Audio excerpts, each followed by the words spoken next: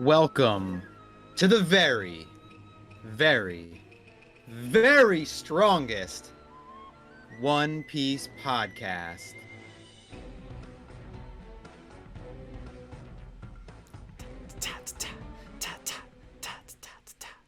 Arg! Meme 80s. I am your host, Bill, along with my Nakama with me for this voyage through One Piece. Introduce yourselves. Lewis! And Justin. Hey! So, every week we go through the legendary anime/manga series One Piece. And this week we are covering episodes 19 through 30, otherwise known as the Baratie arc. You didn't like whatever you didn't like whatever there, Bill?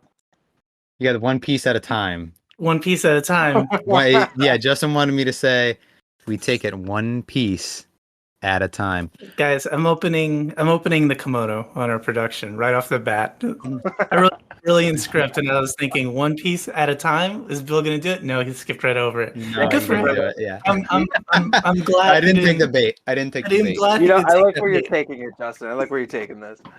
You know what I will say though is for years, because I'm obsessed with One Piece, you know, you're at a party or something and someone's like, "Oh, I'll take one piece of like pizza or cake or something," like, and I would hear One Piece and I'd be like, "Oh shit." Like I get excited because I'd hear One Piece and yeah.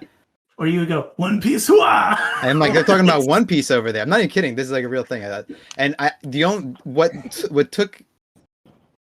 took to get over that was working in the art world where I have to ship one piece of art all the time. So I've gotten over it, the repetition of talking about One Piece. I was really expecting you to be like, you know what got me over that? When I got kicked out of that quinceanera, I kept talking to the grandmother about One Piece.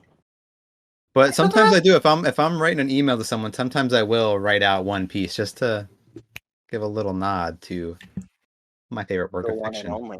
You capitalize it. Goddamn right. I put some respect on Oda's series. I capitalize it. And I'm just waiting for one day someone to call me after I send the email and be like, saw you capitalize One Piece. Do you watch fucking One Piece? Yeah. And then I'll introduce them to the very, very, very strongest One Piece podcast that I make. Yeah, so what's going on, guys? What you been up to? Not much. Just got back from Texas, the Yeehaw state. Yeehaw! This has been a big week in my life, actually.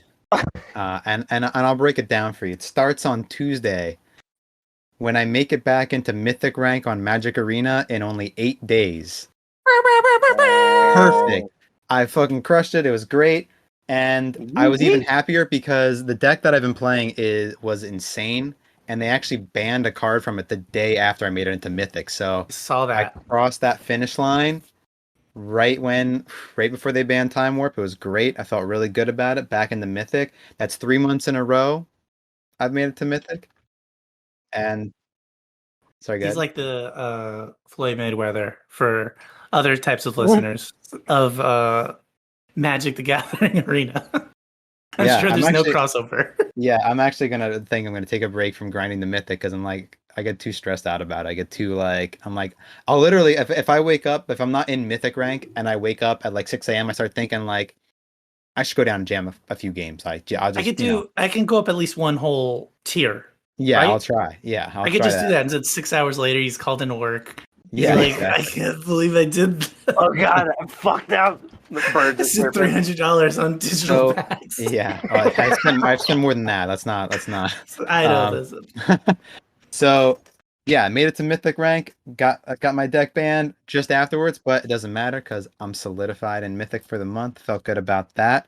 Then I started playing Shadow of the Colossus, which I've been wanting to play for a long time and just never got around to it. And I'm probably about halfway through the game now. I'm like 9 or 10 bosses done out of I think 16. What I'll say is, as a person who really, what draws me to a video game a lot of times is the boss fights.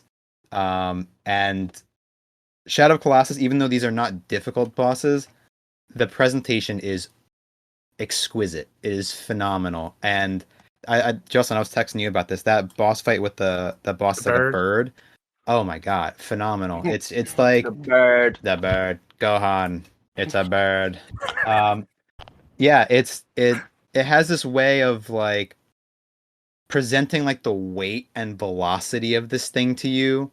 It's the speed. I think there's a certain speed that it comes out at you that makes it feel really realistic, and it works best when you're doing those jumps to get on top of it.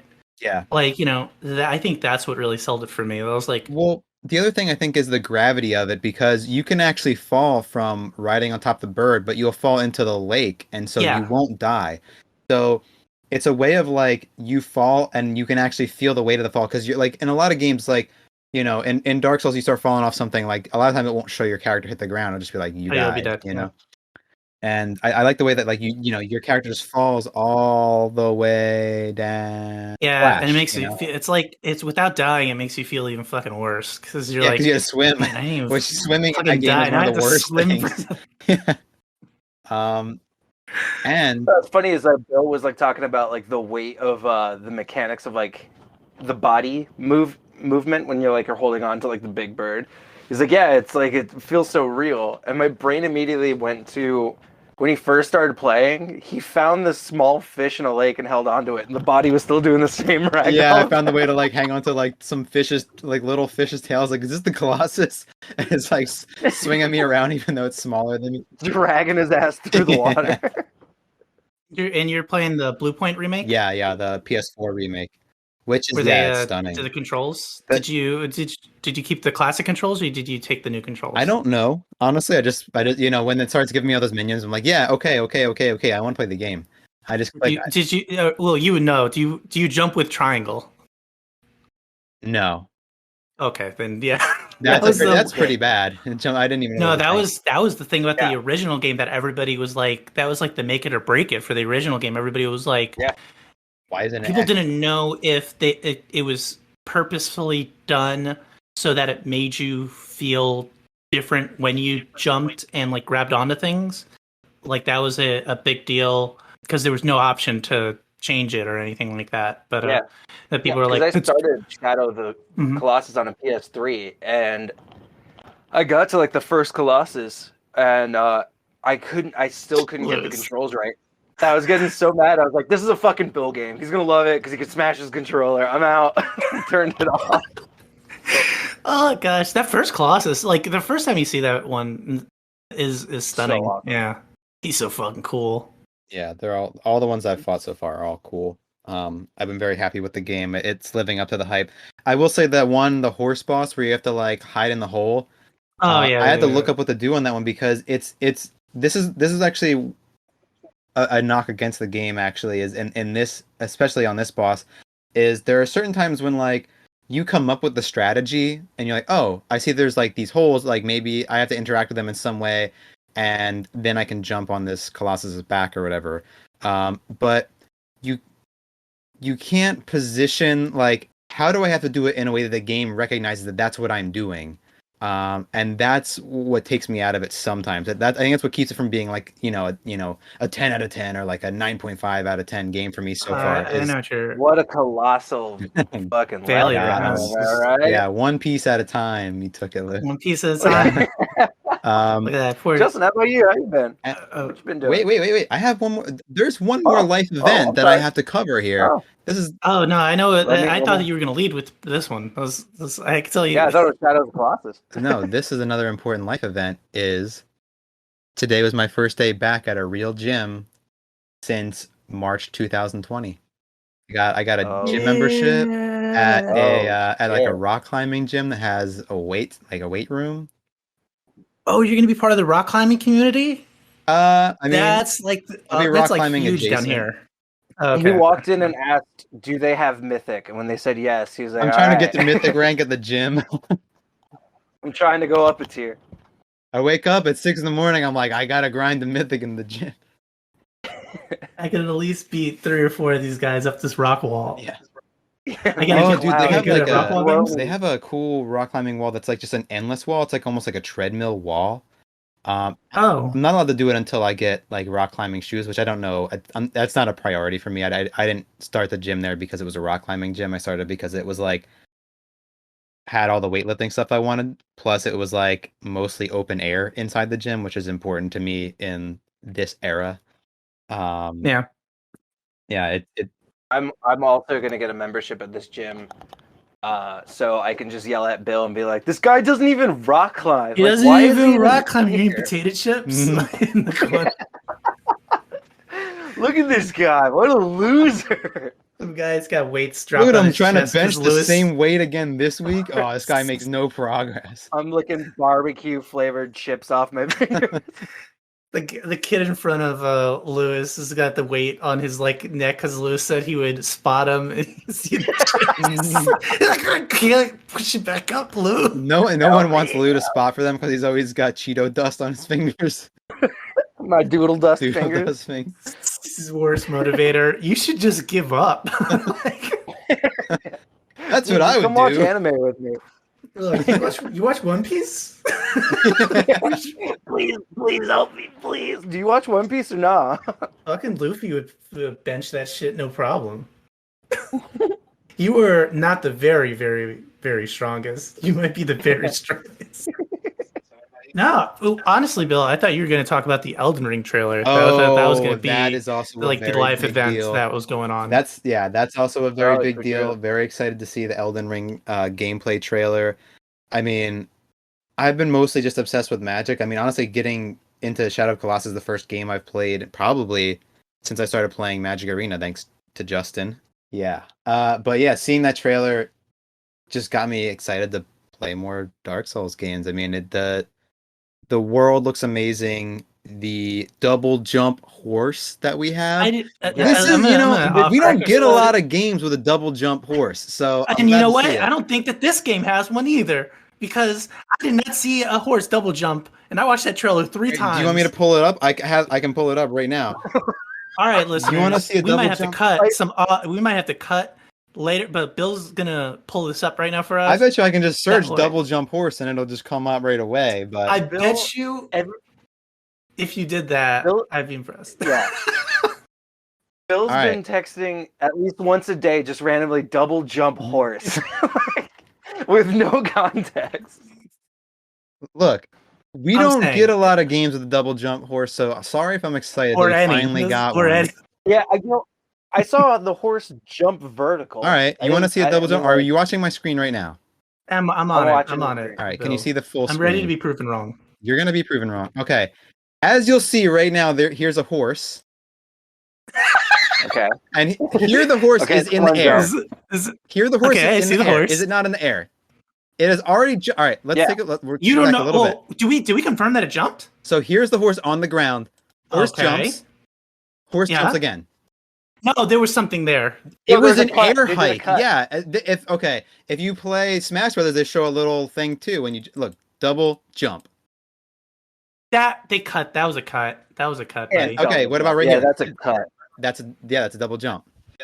That's a cut. They cut. That's a completely different scene.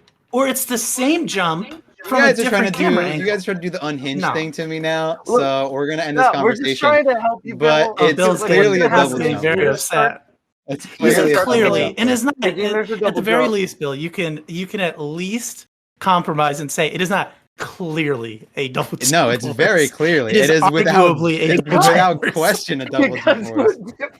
Bill, I'm only saying this because I don't want 8 months to go by, and then when we finally play this game and you can't double jump the horse, you're gonna be so pissed. I'm gonna double jump right in this boss's face. Look at this.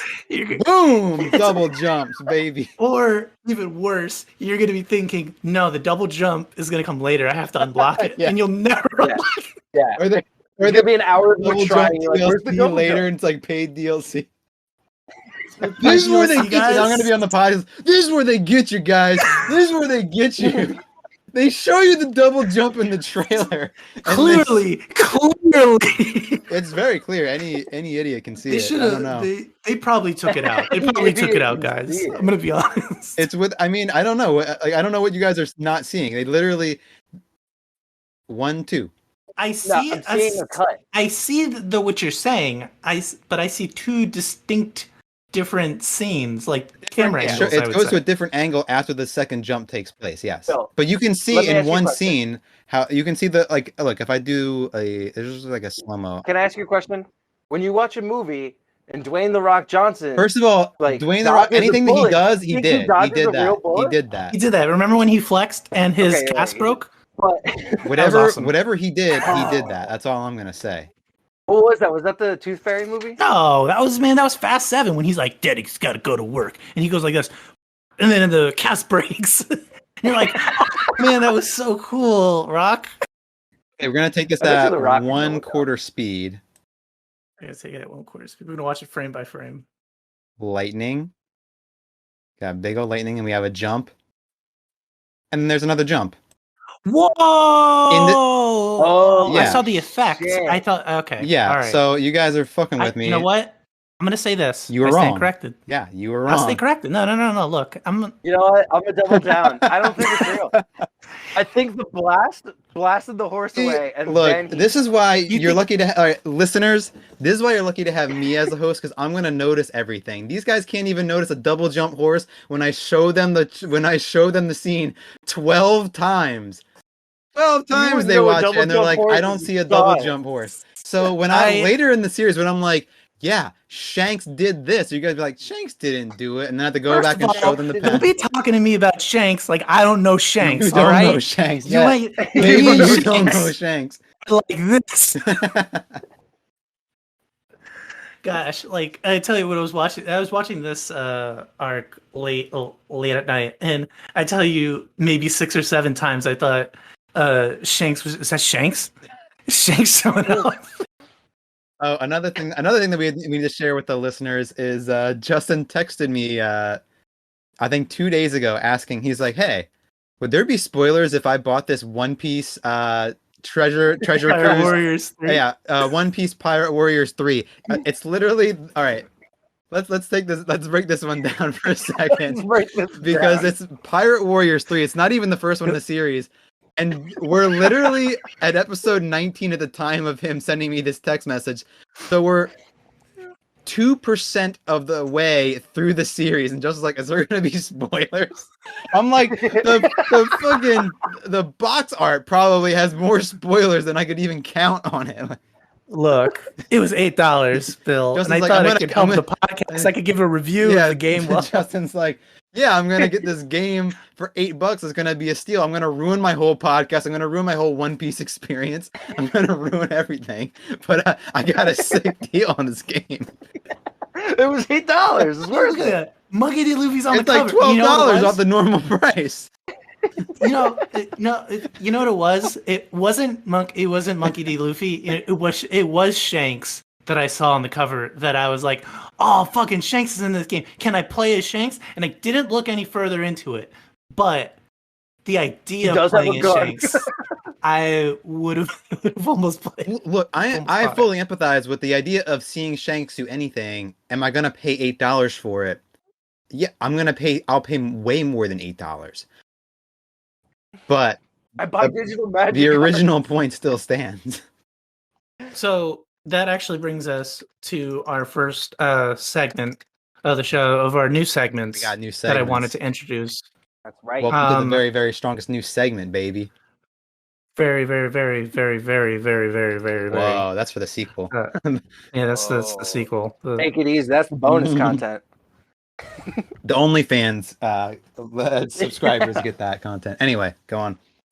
This segment's called "You Don't Know Oda." So what I did was, as a comic book fan, I like to look at the price of original art from like a very like well-known artists, like Jack Kirby and like John Romita Sr. or something like that. And so I was like, man, I wonder what some like original Achira Oda art goes for, like original pages. So, and just for listeners who don't know, there are two kinds of like comic book art and like manga art, I would assume. It's either a custom drawing that the creator does for a person, like a fan. Like, the creator draws it and then they, sign it and they'll give it to you. And then there are original pages. Here, we're gonna start simple. Did you find these like on eBay or Yeah, I something? found them on eBay. So I'm going to see if I. Bill, would you ship Oda art through eBay? No. I mean, it depends on the price, but I would generally say no. So this is what I thought was interesting too, because I was like, well, Bill and Lewis are both somewhat. They're more in the art scene than I am. Bill, definitely much more. He directly deals with this sort of thing. So this original Oda piece, what is the eBay asking price? Do you have an image for me? And I put it in our In the chat. general? Yeah. So Let's see. Okay. 2011. I'm gonna give you guys. So this is 2011. This is post time skip art. Art. Look at the What's E. the size of it? Okay, give me 1 second. I will give you that in a second, along with a brief description. That's kind of cute. He made the E in one piece an anchor. It always is. Is it? Oh, it must just look a lot better nowadays. Hanging off the side of the boat or something. Never noticed that. See, you didn't notice that double jump horse either, but you know what? You know, All right, so here. He ain't jumping. So I have it at. So this was a autographed 2011 200 million book anniversary limited Jump Point piece of art that Oda did. He did 1,500 of them. So he drew this image 1,500 times, limited edition. Dude, listen. I can't believe it's your Oda, dude. How do you do 1,500 of these in addition to all the other shit you do every week? Like, it makes no sense. And I could tell they're all slightly different because there are other ones on eBay. This is just, I saw this one as a nice middle ground asking price. So this is like what most of them are going for. what are our options? What are our Okay, I options? put them in the notes there, but for the listeners, I have A, $265. Remember, 1,500 of these were made. B, $485. C, $629. Or D, $962. The asking price for this original piece from Achira Oda. Now, Bill, do you want to be the gentleman and let Lewis guess first, since you probably have the slight advantage? Slight advantage, but there's a lot of different ways this can go. Exactly. That's why I thought it was a fun little game. But yeah, Lou, why don't you go first? I'm not going to change my answer based on your answer, I promise. Liar. Because my answer is it's a trick question. Justin planted this. He actually drew it. I'm going to go with C, $629. Okay, Lou, that is your answer. For 1,500 copies, and it's just one single page, I'm going to go, yeah. C. Yeah, you didn't tell us what's the size on this one. Oh, I forgot. Yeah, let me tell you. It is... I would say it's probably no bigger than letter size. I think unless it's like a poster size, which is definitely not because it's done in pencil or it looks like charcoal. I think it's B, 485. You think it's B, 485? I mean, it's fun. It's weird because I could see it going higher or lower. I could see it either being A or C. D seems a little steep, but I also don't know what original art from Achiro Oda goes for. But he makes so much that D seems a little high. Like this is not exactly like a dead or rare artist, or like a rare piece. So or it's not like original pages or something like that. That was the thing I was really looking for, were original pages. But I couldn't find any. Yeah, I'm gonna go with B. Okay. And drum roll from Lewis. It is C. Wow. Oh, baby! $629. $629. I've seen this for 900. One of these pieces for 900, and I've seen one for like 599. But most of them are around the $650 range. Dang. I got it right. Bill, look at me. Look at me. I am your captain now. I am your captain. Wait, I was looking at this double jump horse. Hold on, let me get back to you. God damn it. So Bill, Bill For the rest of the episode, I'm holding that over your heads because you tried to crush my dreams. You tried to take away my treasure. You take away your double jump horse. Your double jump. All right, so yeah, so I think that's a bit of a high price for that, but you know, I guess that's not the kind of thing that I would want to make a big purchase for if I was purchasing like a unique one piece object. But that's I some of these okay, so I am seeing now some original pages, and they're going for like $6,000. So they're not even signed. So that's something. Also a little outside of my price range, but oh yeah, no, that would be like, you know, when you make it big and the missus, the significant other, or you know, whatever, you retire from work and they give you like a nice gift. You're like, oh crap, this is nice. This is a piece of material art. Yeah. Give that as a going away gift. Yeah. Yeah, it ain't no first edition Magic card, but there's no such thing as a first edition Magic card. They're first edition Magic cards. No, that's first edition Pokemon cards. I think Yu-Gi-Oh also has first edition. What would you call the first batch of a card? There isn't a first batch. First print. I mean, you can talk about alpha, beta, or unlimited, but those are sets. So, well, I think I know book printings. There's first printing, second printing, third printing. That's a whole different. That's a whole different thing. Yeah. Yeah. Well, just goes to show I don't know shit about art. Does everybody get that first edition Machamp in your starter Pokemon? Yeah, I don't think there was another. I mean, maybe when they did base set 2, there was probably another Machamp, but yeah, I remember that. Yeah, the not first edition Machamp is actually more valuable. Yeah. Than the first edition Machamp. That shows you how backwards that is. Anyways, do you guys want to get into the actual episode? Yes, I do. And we're going to start with episode 19. And one of the first things I want to highlight in this episode, so this is the Zoro backstory episode. He runs up, he challenges the dojo, and we see him use the 9-sword style. He's got 3 swords in his mouth, 3 swords in each hand. I was laughing so much. I was like, first of all, he's full Zoro already. He's got 38 swords. How many swords can he pick up? As many as his little hands could carry. Yeah, just dropping them on the countdown too. Every time they're like, "All right, get ready," he just keeps just dropping more and more of them.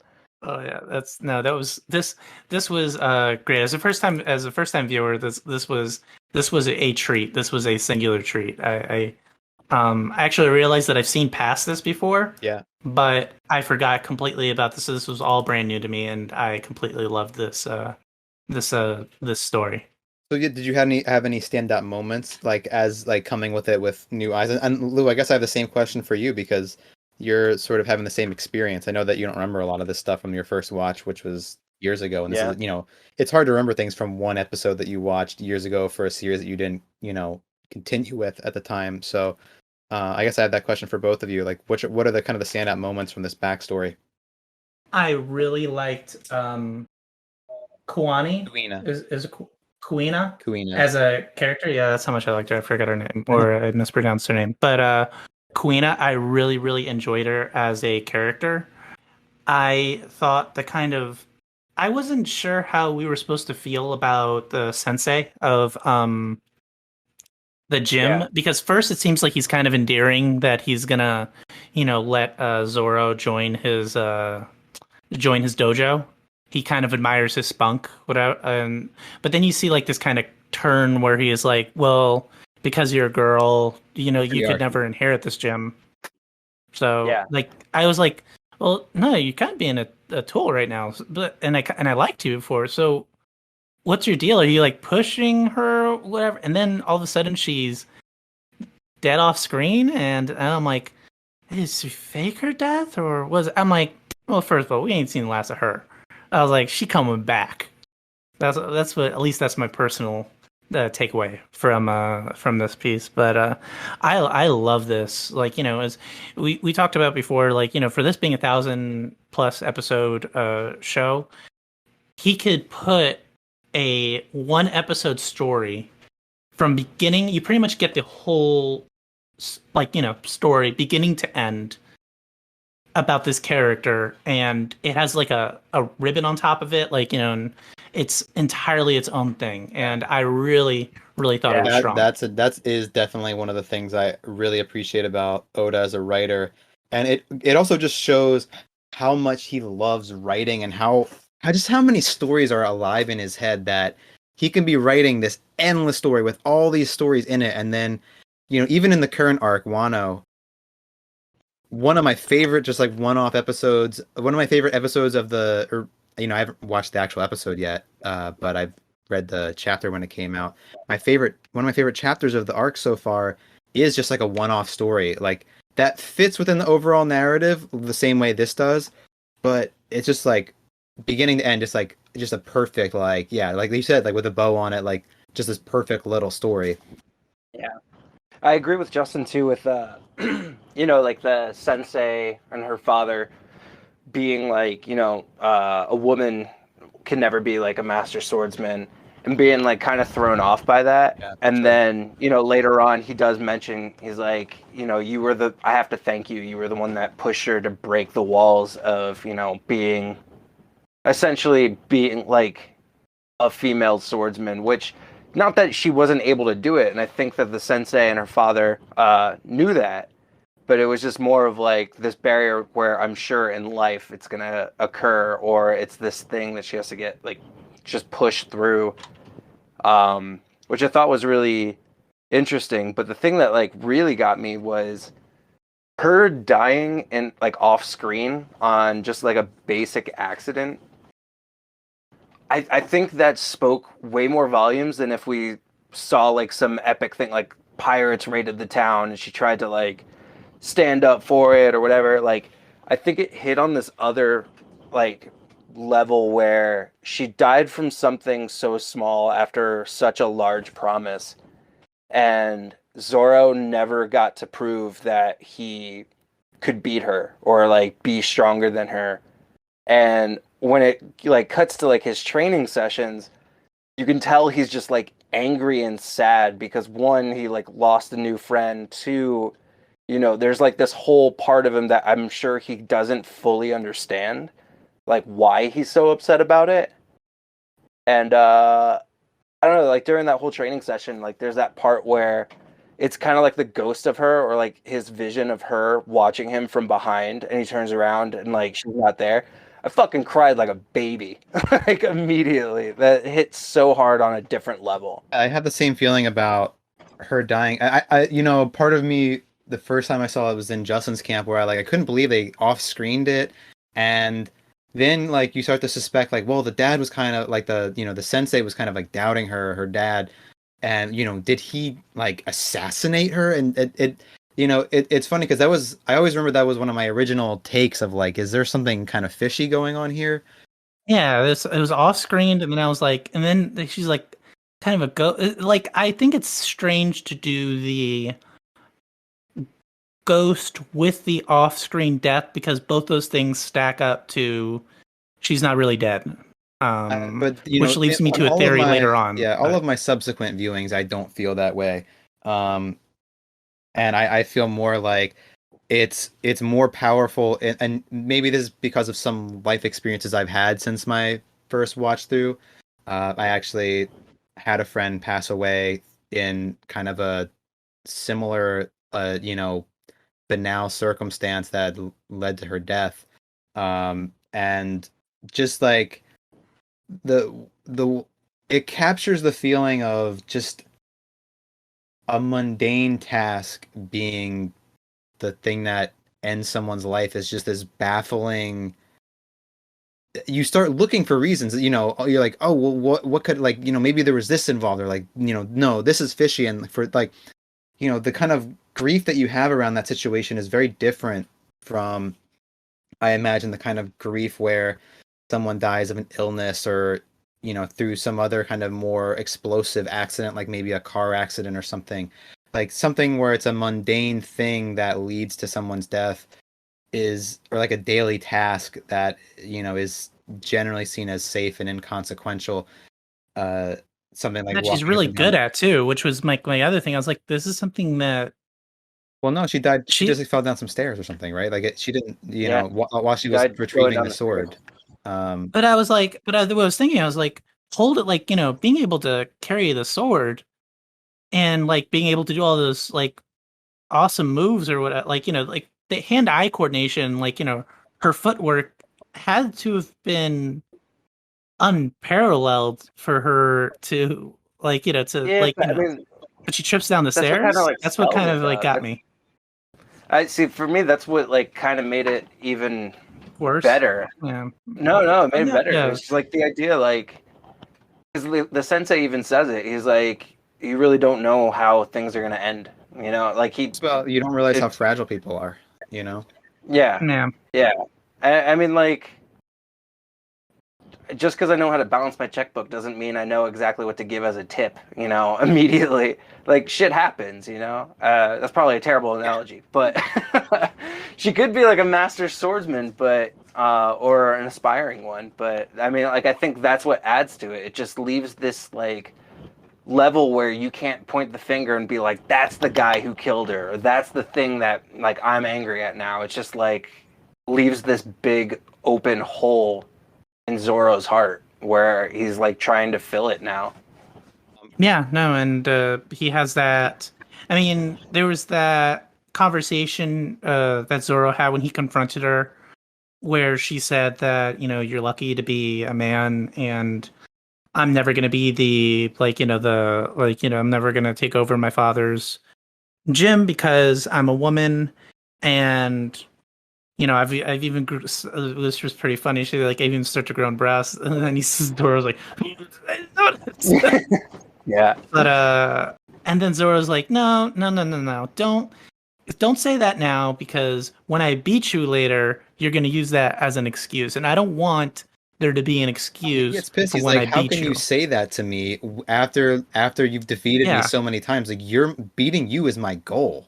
So you're belittling my exactly. goal. So it's not even just that he doesn't want to hear an excuse. It's like you're belittling my ambition, which this is a series that, all of the characters' ambitions are like that's like the most critical feature of any character in this series is their ambition. The villains, have a certain way of going about their ambition. The heroes have a certain way about going about their ambitions, but every character has a big ambition. And so for Yeah, his no, ambition to be kind of like kicked on like that, he was, it upsets him. Yeah. But he did also say, he was like, if I do, when I do beat you, he's like, don't be using that excuse. He did he did mention that. He's like, what about skill? Don't just throw that out the window. yeah, no, it's I do enjoy that, and he even like put it back on her, and he's like, one of us is going to be the best, Yeah. so, like Yeah. swordsman. So now it's like basically it's up to him to do it. That's why I think the episode is called Zoro's Promise. Yeah. So two other things I really want to highlight from this episode is Kuina says that Zoro fights like a boar. And I'm gonna highlight a lot of these like Zoro being compared to a beast because I that's like almost like a theme for his character. And it comes back in some not some major ways, but just some ways that I really enjoy later in the series. And then we also get when Zoro receives Kuina's sword, we get it noted that it's the name of the sword is Wado Ichimoji, and that is also I relevant. Yeah, down too. Wado Ichimoji. Um, and then when we come out of that flashback, we're back on the ship, and Luffy's saying, "Hey, we need a musician." At the It's like pirates just sing it all the time, right? Yeah. Yeah, that's great. Oh No, like just when I thought you were gonna say something smart. Yeah. Yeah, they're Yeah. just talking about food. They're just talking about food in the show. Yeah, no, that made me laugh. Yeah, we need like a musician. Like, here's your captain. Yeah. It's gonna be like an ongoing thing too. I love how much he references or brings up the fact that they need a musician. Yeah, he's always talking about how they either need a musician or like a big statue or something. Like, Yeah, A big yeah. statue. He's No very spoilers on that one. he's very concerned about the flag.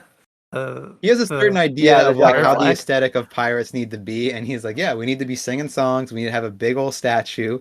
Like, we need cool shit. We don't like the essentials that you're worried about. That's no, we need the aesthetic. We need like we want the vibe. We don't need the actual E- essentials.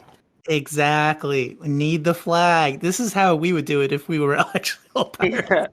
We'd spend 6 hours coming up with a cool pirate flag, and once we get Fighting that, over it we and feel we figuring can it do out. everything else later. Yeah, none of us would know what the fuck scurvy is. So we see Johnny and Yozuku for the first time, and yeah, Yozuku has scurvy. We get the first note of a Hawkeye man, and Yeah. so actually one of the things I want to one of my favorite puns in these early episodes of this arc is they're sailing up to Baratie, and Captain Fullbody, the Navy officer, passes them, and they're like, "Oh, you're pirates?" And he's like, "Yeah." Luffy's like, "Yeah, we made this flag the day before yesterday." Yeah. Just like so proud Dude, of himself. also fuck full body because like at this point they just addressed we made a pirate flag the day before yesterday. He doesn't even really know who they are, and then the two that he can't identify, he's like, oh, they're pirate bounty hunters, and then he like turns to his crewmate, he's like, all right, blow them up. He didn't even do anything. Just blow them out of the water. What a jerk. Oh yeah, especially for thinking about it when I was writing the script for this episode, I was like, how many episodes is Full Body in? Like Like the first 2 three, I or think. 3? Yeah. Yeah, there's a And then lot. gets referenced again, and that's about it. There's a lot that goes on in this particular arc where I feel characters come in and out and even back in at some points very fast. Like, they're in for an episode or two, then they are out, then they are back in, then they are out again. This was the arc I fell out on, and I remembered why when I watched it again. Oh yeah, sure. Yeah, it was during the Iron Wall Pearl fight, Mm-hmm. I was like, this is like the third or fourth mini boss before the big one. And I remember because it was really late at I night. think you have to not think of these characters as mini bosses. It's like the whole crew are these kind of like named characters. But I'm sorry, go Yeah, ahead. no, and you are 100% right. But at the time, I think it was very late, and I was trying to, which we've talked about since episode 1, where you shouldn't try to watch this series like try to cram as much of it in as you can. You should try to enjoy it on its own terms while you're watching it. Don't worry about how many episodes there are, or how soon you are to finish. Just your own pacing will dictate, how much you're gonna do that. And I was actually wanted to talk to you guys about this as a subject, and I don't know if there's another piece of media that does it quite like this. Anime is a very unique art in terms of having characters separate, defeating, like going against their own adversary, like at the same time. Like, we see it a lot in things like, Dragon Ball Z or like Hakusho or whatever. Everybody's got their They get equal paired off, yeah. Yeah, they get paired off and they deal with it almost simultaneously. What do you guys think is like the best version, or like what's the best iteration of that? Like what's one of the better ones that you've seen? If we stuck it outside of One Piece, if you took out One Piece, threw it out, like what do you think would be another really good one? No contest, Hunter x Hunter, Chimera Ant arc. Not True. even a Yeah. contest. They the way they do those pairings and like the portrayal they give to those characters prior to that are just so weighty and just like oh my god. Like we'll cover Hunter x Hunter eventually, most likely. But yeah, Hunter x Hunter. Yu Yu Hakusho does it in a lot of it's like very tournament based. I mean, even like one of the main arcs is tournament. Like they in Hunter in Yu Yu Hakusho, it feels very deliberate that they're going 1v1. It's almost like they step into a ring. It's like who's going to get this one? Like the crew's all They together. literally step into a ring. Yeah, in a lot of in a couple of the arcs, they literally do step into a ring. Those are always my favorite arcs. And this is one of the things I wanted to, when you were talking about looking at Pearl as like a mini boss, it's easy to think of it that way coming from a Dragon Ball Z background, because you're like, okay, who's the Vegeta? Who's like the big bad? And then who's Nappa? Don Krieg. We're looking at Don Krieg. Everybody's talking about Don Krieg. So he's Vegeta, and then you're like, which one is Nappa? Like, which one, you're like, in a way, there's not really, you can't really do like one-to-one comparison like that with One Piece. It's a very different piece of media. The only I think it was because we had Jin, and I don't know if this was at the point where Jin was revealed that he was the commander. I don't think and I'm thinking about my first watch through, and I think it was because I just got past the Hawkeye and Mihawk stuff, and Hawkeye Mihawk was gone. Yeah. And then Ironwell Pearl comes in. I was like, then we got Ironwell Pearl, and at the time I was like, and then we're gonna go like with the Captain Don Krieg. I was like, oh man, we got like 3 or 4 more fights. I needed to take a break. And then I turned it off and it just never turned back on. It wasn't that I didn't like it, it was just like it was very late and I was like, I need to take a break from this right now. You know what anime really does it for me, where they do the one-on-one fights where like I think they should have just deviated from it? Was Pokemon. If you just had like a whole arena, you throw all of them out at once and just see who's the last man standing, probably would have made it a lot better. Yeah, man. Yeah, you get a Weedle versus like a Blastoids. That's a pairing I want to see. Well, that's an anime. Pokemon, they do double battles. Oh yeah. Is it really? I actually never, when I play Pokemon competitively, I never play double battles, but that's like the official like tournament sanctioned like the Pokemon. It's like 2v2 with a team of 4. So but that's a whole other thing. That's some Team Rocket shit. Okay. Team Rocket blast off the speed of light. Okay. Oh, I mean, let's just deviate. That is what my son's watching a lot of right now. And let me tell you guys, Team Rocket, best thing in the fucking world. They are the funniest fucking. Strongly disagree.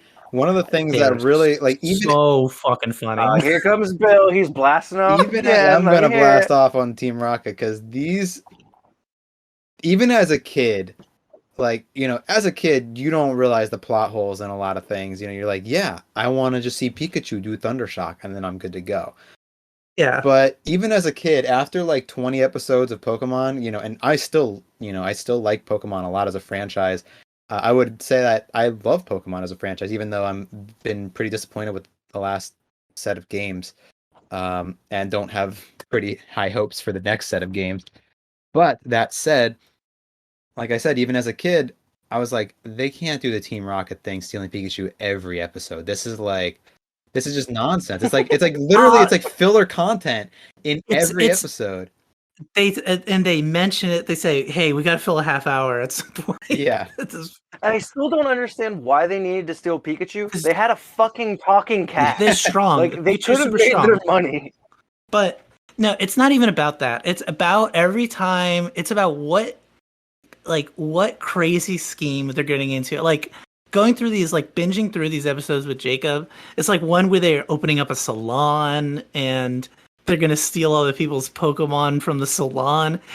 They're all fashioned out. One where they're riding unicycles and they're coming in, and I'm like, God. I just love every. Do you know how much money it takes to start a startup? Exactly. Like a startup salon? They could have saved their money. The scheme, and then the biker gang comes in. They're like, "Oh, you're Jesse and James," and they know them from when they were bikers. And it's like they said, "James, you were the only biker in the biker gang that had training wheels. You were great." And they just love Jesse and James. Like, there's all of a sudden there's this crew that really thinks they're awesome, and I was like, oh my gosh, this is so funny. This is great. So I understand what you're saying. It's Bill about having to steal Pikachu every single time. It is a kid's gimmick. Like, it's look like we're blasting off again, like all that stuff. But I think just some of the things that are getting making this an enjoyable rewatch for me is watching a Team Rocket come in with a Kabuki outfit, and they're doing some sort of opera thing to do their intro. Well, I want to interject here. Since we're on the topic of the Pokemon anime, and we're gonna just run with this for one extra second before we get back to One Piece. Yeah. Off the rip, what's the best episode of the Pokemon anime? Oh man. For me was probably when Ash had to decide whether or not he wanted to evolve Pikachu. That one fucked me up. I was like really sad. Like he was so distraught. There's some strong ones. Or the Pink Butterfree one is a good one too, where he lets Butterfree go. Oh yeah, but That's a sad one. I'll cry that episode. I'm not. I'll cry. That one we just watched the one where Goodbye Pikachu, where he's gonna let Pikachu go live with the other Pikachus. Yeah. That one was so sad. Oh my god, I remember that. Yeah, you just unlocked a bunch of trauma. I loved that. Was so sad. The one I keep thinking of it's an early one where he's fighting that one guy who's got the 100 wins and 0 losses. And he's got the Sandshrew. Go, Sandshrew, go! I thought he was the best character in the entire show. You remember that one? And he's got all his Pokemon, he's got all his Pokemon in a tent, and they're all lifting weights and stuff like that. They're getting super buff. This would be my Pokemon. Hell yeah. They go to a rock climbing gym. Okay. They do. Sanshrew's weak to water, and he has him jump in the pool over and over again, so he gets strong. And I was like, oh my gosh. Best Pokemon episode, and neither of you mentioned it. Ash vs. Blaine, Charizard versus Magmar in the volcano. Excuse me. That was next level hype when I was a kid. Oh yeah, they were in a volcano. That was part of the second batch of episodes that when it went to WB. That was that's when they started getting into that part of the series. Because I think before that it was the rerun stopped sometime after he got a 6th badge. I forget which. But which exact episode, but I just remember watching those first that first bunch of episodes tons, and then the WB ones came, and then pretty much after that it was all for first watch throughs. I seen them all once. Mm-hmm. So that one doesn't stick out to me as much as the other ones do. Blaine is the one he's the older guy with the fucking he's bald Pokemon on top. Yeah. Oh yeah, he's he 7th looks gym leader. The guy from Heaven's Gate. Dude, this guy in the Pokemon manga, he catches Mewtwo, and I think he also is it him or Lieutenant Surge that he catches all of because he's a scientist, he catches all of the legendary birds and fuses them into one legendary bird. Dude, the Pokemon manga is fucked. It's hardcore. They literally kill Pokemon and kill people and take people hostage and shit. Lieutenant Surge kidnaps everyone on the SS Anne and holds them for ransom or something. It's crazy. Sounds about right. I feel that would be more real life. Speaking of boats, on the Baratie, everyone's kicking Full Body's ass, which is great. He puts the fly in the soup. And Sanji's I don't know. He's the thing is, he's he calls Sanji, was why is there a bug in my soup after he puts the bug in the soup? And he's I don't know. I'm not really familiar with insects. Yeah. I before that too, where he scheduled the reservation and the wine so he could look like a big shot when he names off the wine. And Sanji just essentially just tells him you don't know shit about anything. Eat your soup. He gives him the wrong wine. He's no, that's not the one. Yeah. He's I told you I'm not a waiter. Yeah, it's I'm not the waiter. But that's not the one you got. We also when we're first seeing the restaurant, we also get Panda Man in the background, episode 21. Let's mark it, guys. Put that in the script. What was he doing? Because I definitely didn't He was see just in that. the background. It was on like the right hand side of the frame. Just chilling. Bill, I'm gonna have to have you go scrub to the timing because I don't believe you. Yeah. Just like your double jump. Oh yeah, my just like God. a double jump, man. Fucking lion. You want me to pull ass. up episode? You want me to pull this up No, on? I was a joke. That was a joke. I'm marking it right now. Joke. So We believe you. I like how how do you pronounce it? Baratie? Baratie, yeah. Baratie. I like how they essentially became famous for the fact that the cooks will just beat the shit out of pirates that come through that are disrespectful. Fighting cooks. And I laughed so hard at Patty. He beats the shit out again in like 2 seconds. He does. He beats the shit out again. But the part that made me laugh was when he was like, "All right, you dumb customers," just disrespecting the shit out of them. Yeah, and he does that like weird smile that he does. Patty Oh, MVP. yeah, I have it written down right here. He's like, "Now, dumb customers, finish your food," and then he finishes beating Gin's ass. Oh man, that was so funny. Because I feel like that's like, to some degree, that's got to be like a nod to service workers, like food service workers, or you just like want to tell them all to just F off, you know? Oh yeah, that's and the fact that they're fighting cooks is like it's like a really cool idea, especially because they're on the sea and all that stuff. And you know, the more we find out about Zeph and you know, his whole pretty much has a pirate crew there, like, you know, for lack of a better term. It was I enjoyed this whole group of characters. And it's like you always say, Bill, it's a fully inhabited world that's on this boat of these, like, you know, everybody has their backstory with everybody else, like, you know, and everybody has a relationship with everybody else on that boat. And it's like, you know, it fully incubated, you know, before and after Sanji leaves. Yeah, well, even down to when they pull out the fins at one point, I was thinking about it, I was like, that makes so much sense that they would have like an extended like dining area basically, so they could do outdoor dining once the store gets Once full. COVID Yeah, hit. Exactly. They're way ahead of it. You know, if somebody gets a seasick or like some sort of sea disease, I gotta quarantine those guys. I gotta put them out there. And that scurvy when they shove limes into his face. I wanted to talk about that too. That was so funny. They just keep Dude, shoving the joke. Well, the fact that he jokes in gets up this right arc- away, and they're like, he's like, you can't heal that quick. And he's like dancing with them, and then like he's back on his ass, like with a blue face, like 2 seconds later. Well, they show it too when they're squirting the limes into his mouth, and then they do like a wide shot. It's like into his eyes while he's passed out. Dude, the jokes were landing so hard. Like, even down to when Gin like asks him, he's like, "You got a small crew?" He's like, "Yeah, there's 5 of us." And Sanji's like, "You're counting me, aren't you?" Like, Because you better not be counting me. yeah.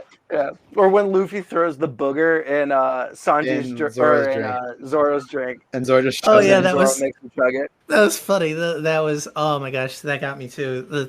So that happens. They fire the boat. Like, you know, he goes into the Baratie ship, breaks in through the roof, and he thinks that he's responsible for Zeph's peg leg.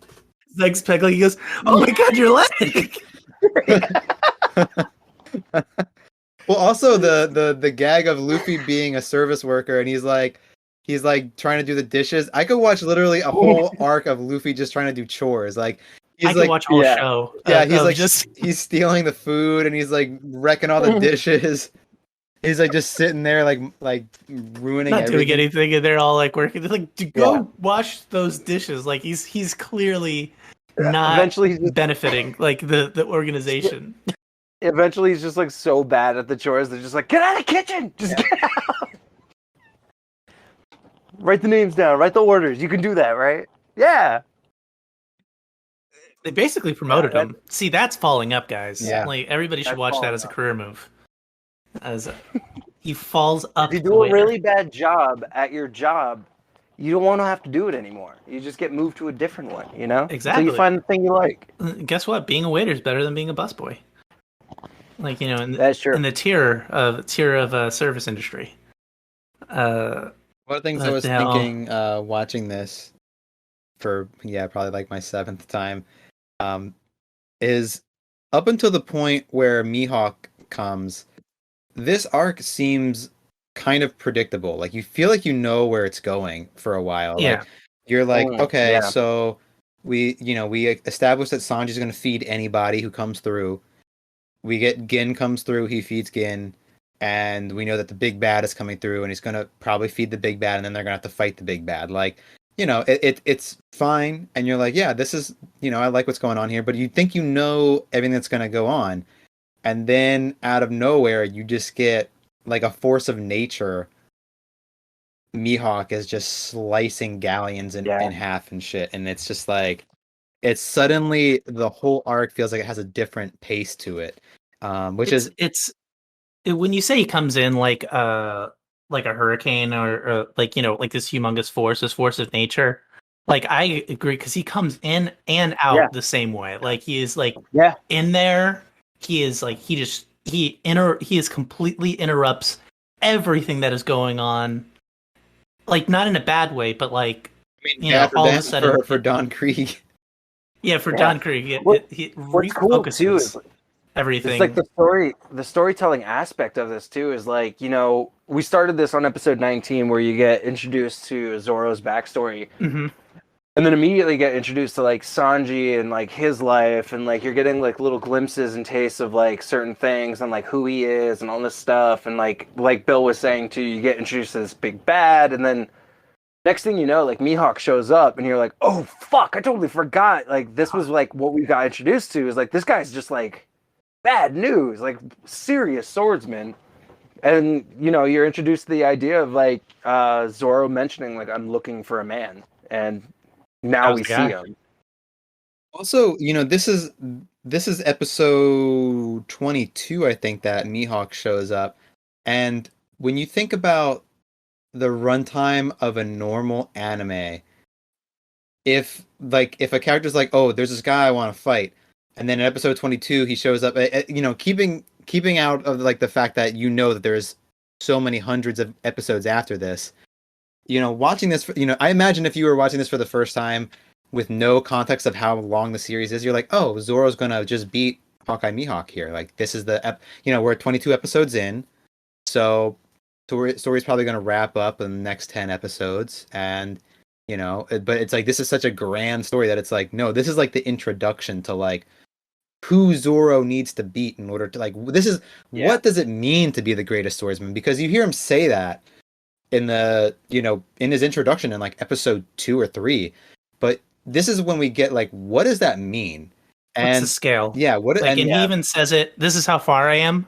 I can't be this far away. That's... And it's like him up against just like a tiny dagger. He's like, how can we be this far away? And it just like gives you the perspective of the opposite of what Bill's talking about, where it's like, oh, he's gonna beat him. Like this just put into your mindset like, oh, he's got a long fucking way to go if he's gonna try to go up against this guy.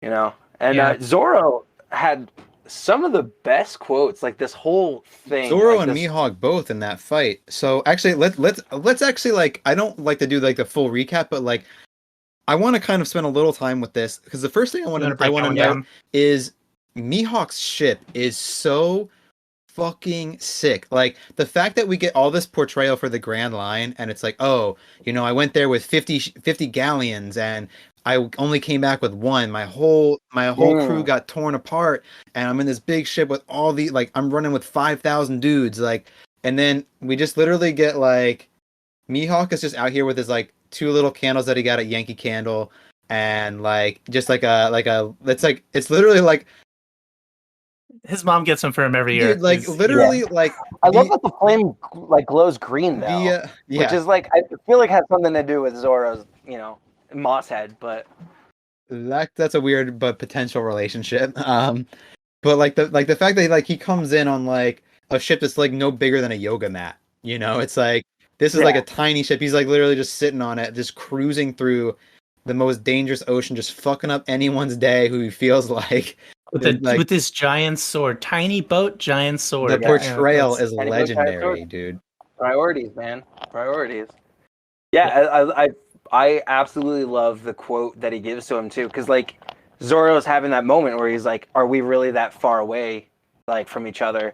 And he says, "Frog in the well, know how big the world is." I'm like, "Ooh, which is a great quote for Mihawk to Zoro, but is also, when you think about it and larger, is like, this is Oda to the viewer. Like, this is me showing you the scale of, like, what is the power scaling like in this series? Like, what you're seeing now, none of these dudes can fuck with anyone who's, like, anything on the Grand Line. Like, that's kind of him, like, here's a bigwig from the Grand Line coming through, and, you know, Zoro, the famed pirate hunter on this ocean, on the East Blue, gets taken out with, like, his, like, Boy Scout knife. Yeah. It's comically And small. the same thing's We happening. can all agree it's comically small. But, Stop 3 blades at the same time. But the same thing's happening to Don Krieg too, where like he's the big bad of East Blue, yeah. the Big Blue, of the East Blue, and he's nothing. He's nothing in comparison to the things that you'll be introduced to the like in the Grand Line. I also love like Zoro's honor in like where he knows he's defeated, but then he also throws out another fucking awesome quote where he's like, "Scars on the back are a swordsman's shame." We're jumping ahead in quotes here. Yeah, so there's a lot of quotes we got to cover here. First of all, Hawkeye Mihawk, when he pulls out the little blade, he says, "I'm no beast that goes all out when hunting rabbits." Ooh, because this also pairs well with Zoro being portrayed as a beast, right? This is also like a beast pun on Zoro, as that's what he's talking about. Frog in the well, know how big the world is a huge one. Amazing quote. But then when he stabs Zoro in the heart, and he's like, if you have to step back because otherwise your heart is going to get pierced. And Zoro says, I feel like if I withdraw a single step, then all the promises I made will be for nothing, and everything I've done to get to this point will be for nothing, which is also... He also says he'll never be back at this point. Yeah, right? he'll never be back to where he is right now. Yeah. He steps back. Man. Also, when beautiful. he gets into the clash with Mihawk, like the main sword swipe exchange, notice how all of the swords except for Wado Ichimoji break. Mm-hmm. His other 2 swords, but not Wado. Can I throw something out really quick? Yeah. And you have to tell, this is my theory as a first time viewer, right? Yeah, tell us. I was like, when I'm seeing this, first I see like they show Hawkeye Mihawk and they show his silhouette, right? And first thing I notice, obviously, cape. So who do I think? I think it's Bruce Wayne. I think it's Shanks, but it's. I was like, I thought it was Batman. It's like, it could have been fucking Batman. It could have been Shanks. It could have been one of those two. So I was like, maybe this is fucking Shanks. Maybe Shanks coming back. And I was disappointed it wasn't Shanks, but Hawkeye Mihawk is very cool. Second thing I think, right? Imagine Shanks fighting Hawkeye Mihawk. That'd be crazy. Oh, that'd be so fucking cool. The Gatling gun. Kuwani. And then I was like, maybe this is actually Kuwani. Kuina. I was like, but like, and she did a gender swap, like some sort of gender swap thing. Oh, that's an interesting point. Yeah. Yeah, like, cause she thought that she would never be like, the as a man, she would never be the world's greatest swordsman. So she, or as a woman, so she transitioned switched to being a man. So I thought that was another possibility.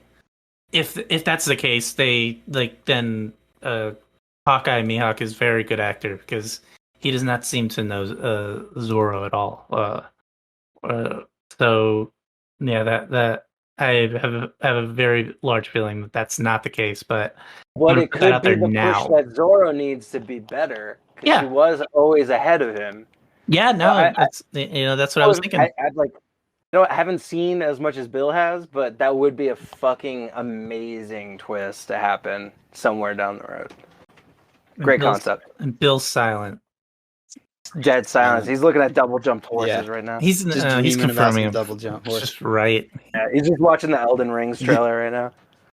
I like that. I like that concept. That's really good. Yeah, no, I was like, is that? And I was thinking that's the only other time we've really seen Zoro get punked out. Yeah.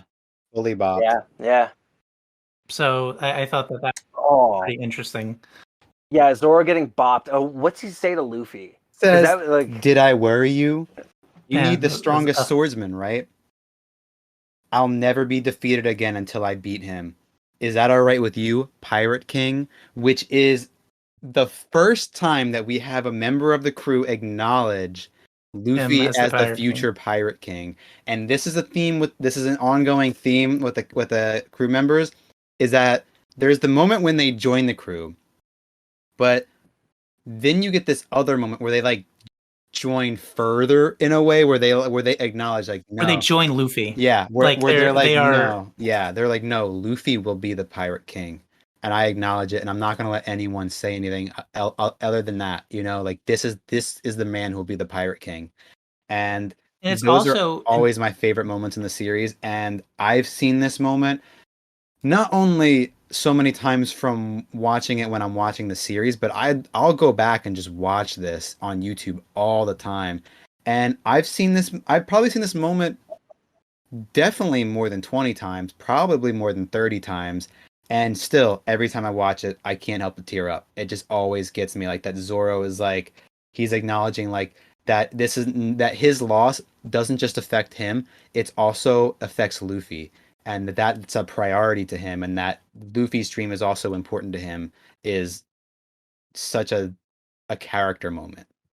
it shows a great respect and the idea of my ambition meeting your ambition is critical. Like, you need the greatest swordsman, pirate gun. Like, and he believes in that. So him believing in Luffy, he's asking Luffy, like, he's saying like, you're going to be the pirate king because I'm going to be your greatest swordsman, and I'm going to be the greatest swordsman because you're going to be the pirate king. Like it's like we're linked that way. Like that. Which is sorry. I didn't No, no, mean no, to- no, no.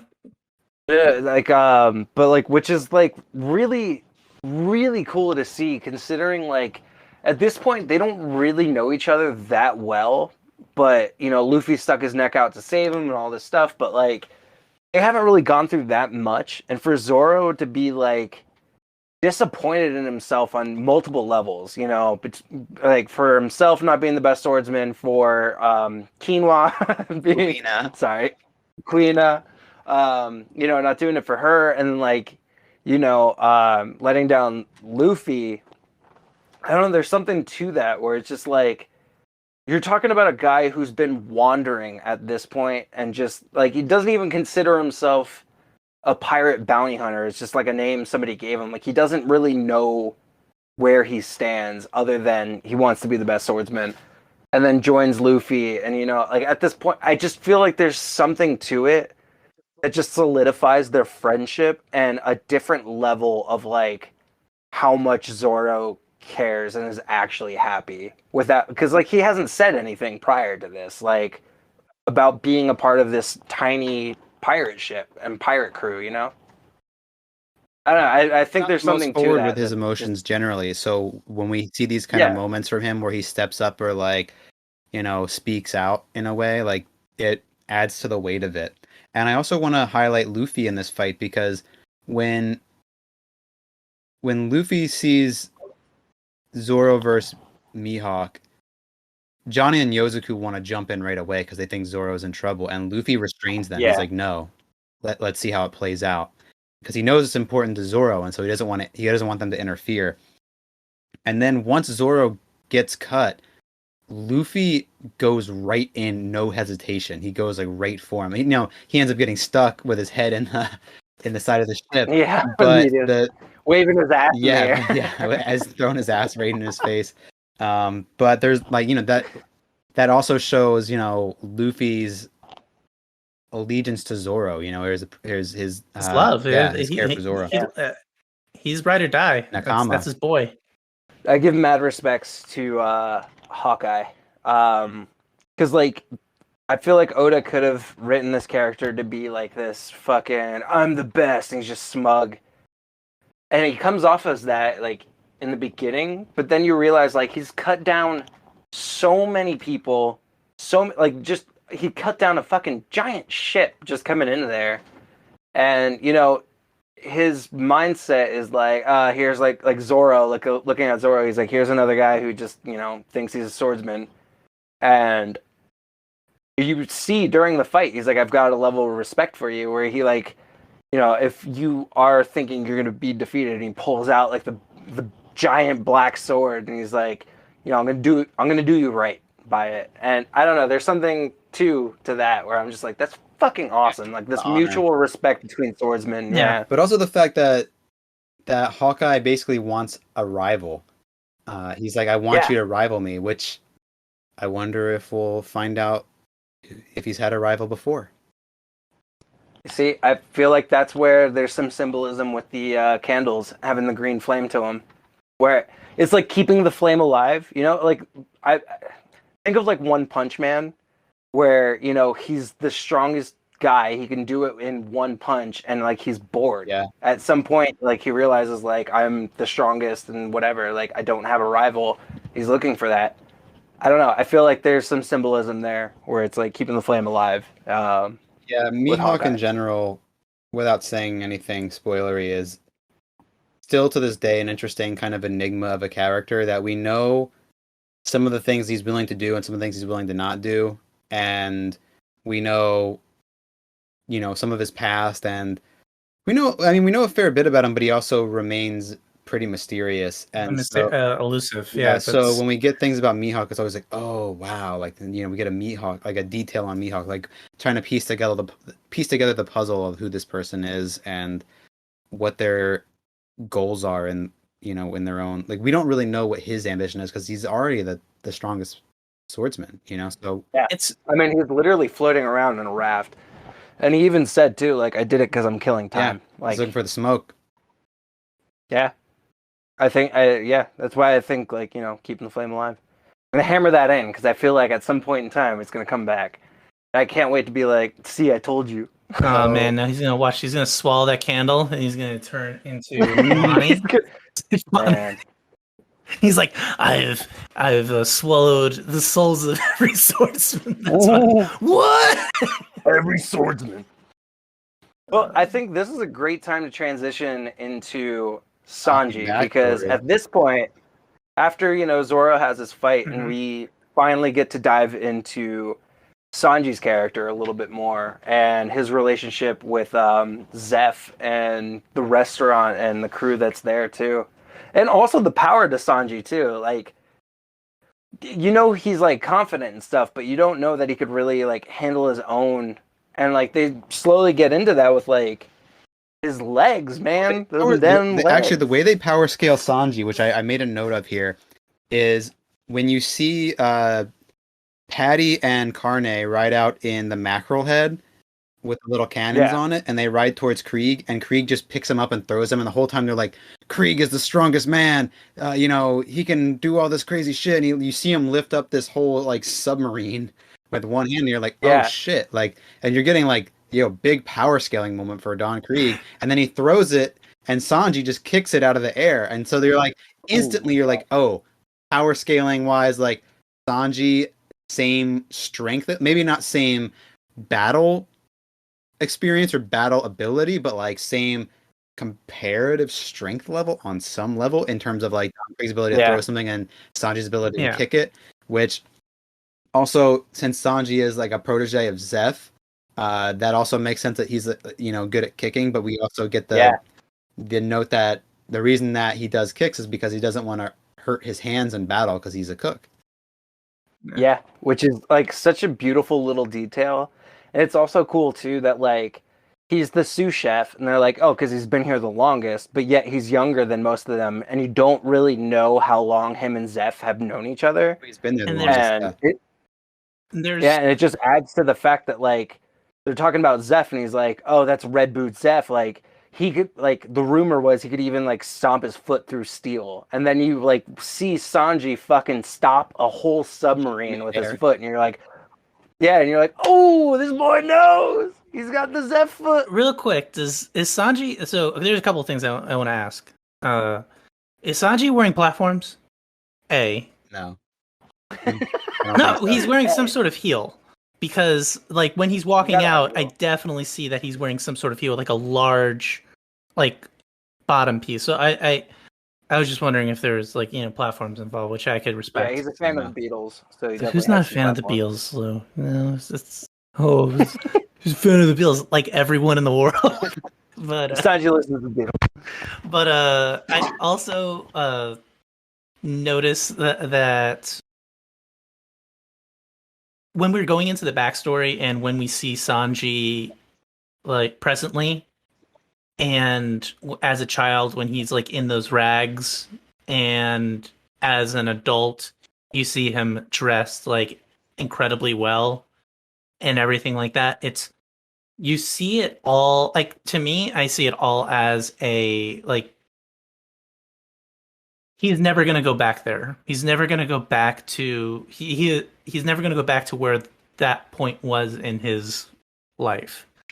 Cuz like, that was like he was starving and like, and that's like goes to him and Zeph's values of we're never going to let any like, pirate starve like, or anybody starve. Anybody who wants a meal Yeah, will get a meal on this ship.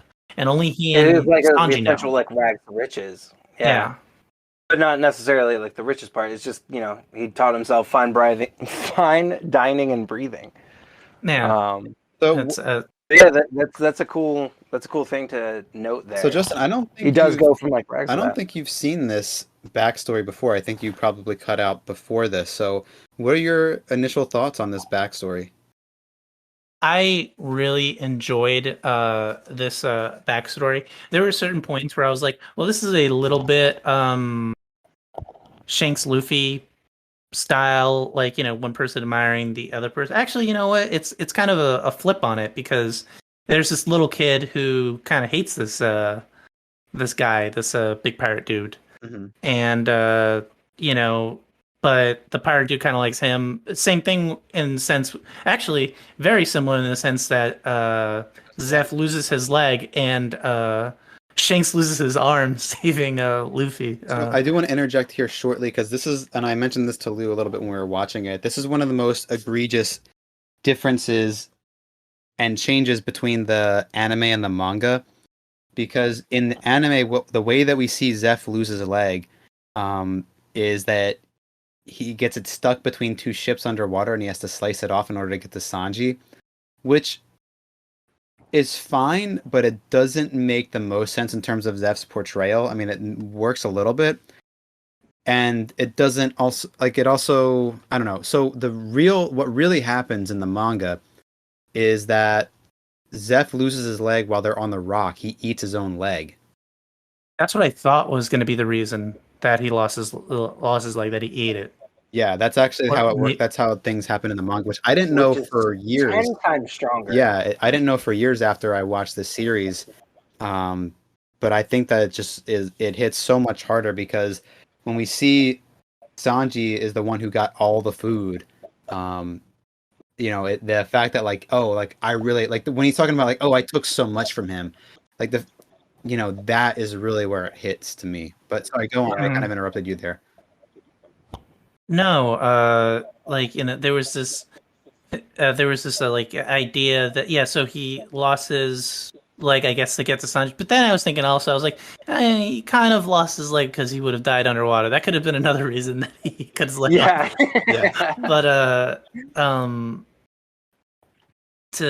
he does he was going to die for that kid because he, for some reason, it's just that thing, and he just likes that he just likes that kid. And I think one of the most striking images of Sanji is like a skeleton boy, basically. He's just that is and in those rags, specifically, and it's the contrast between that and who Sanji is as we know him, where you're like, this was a bad time. This was.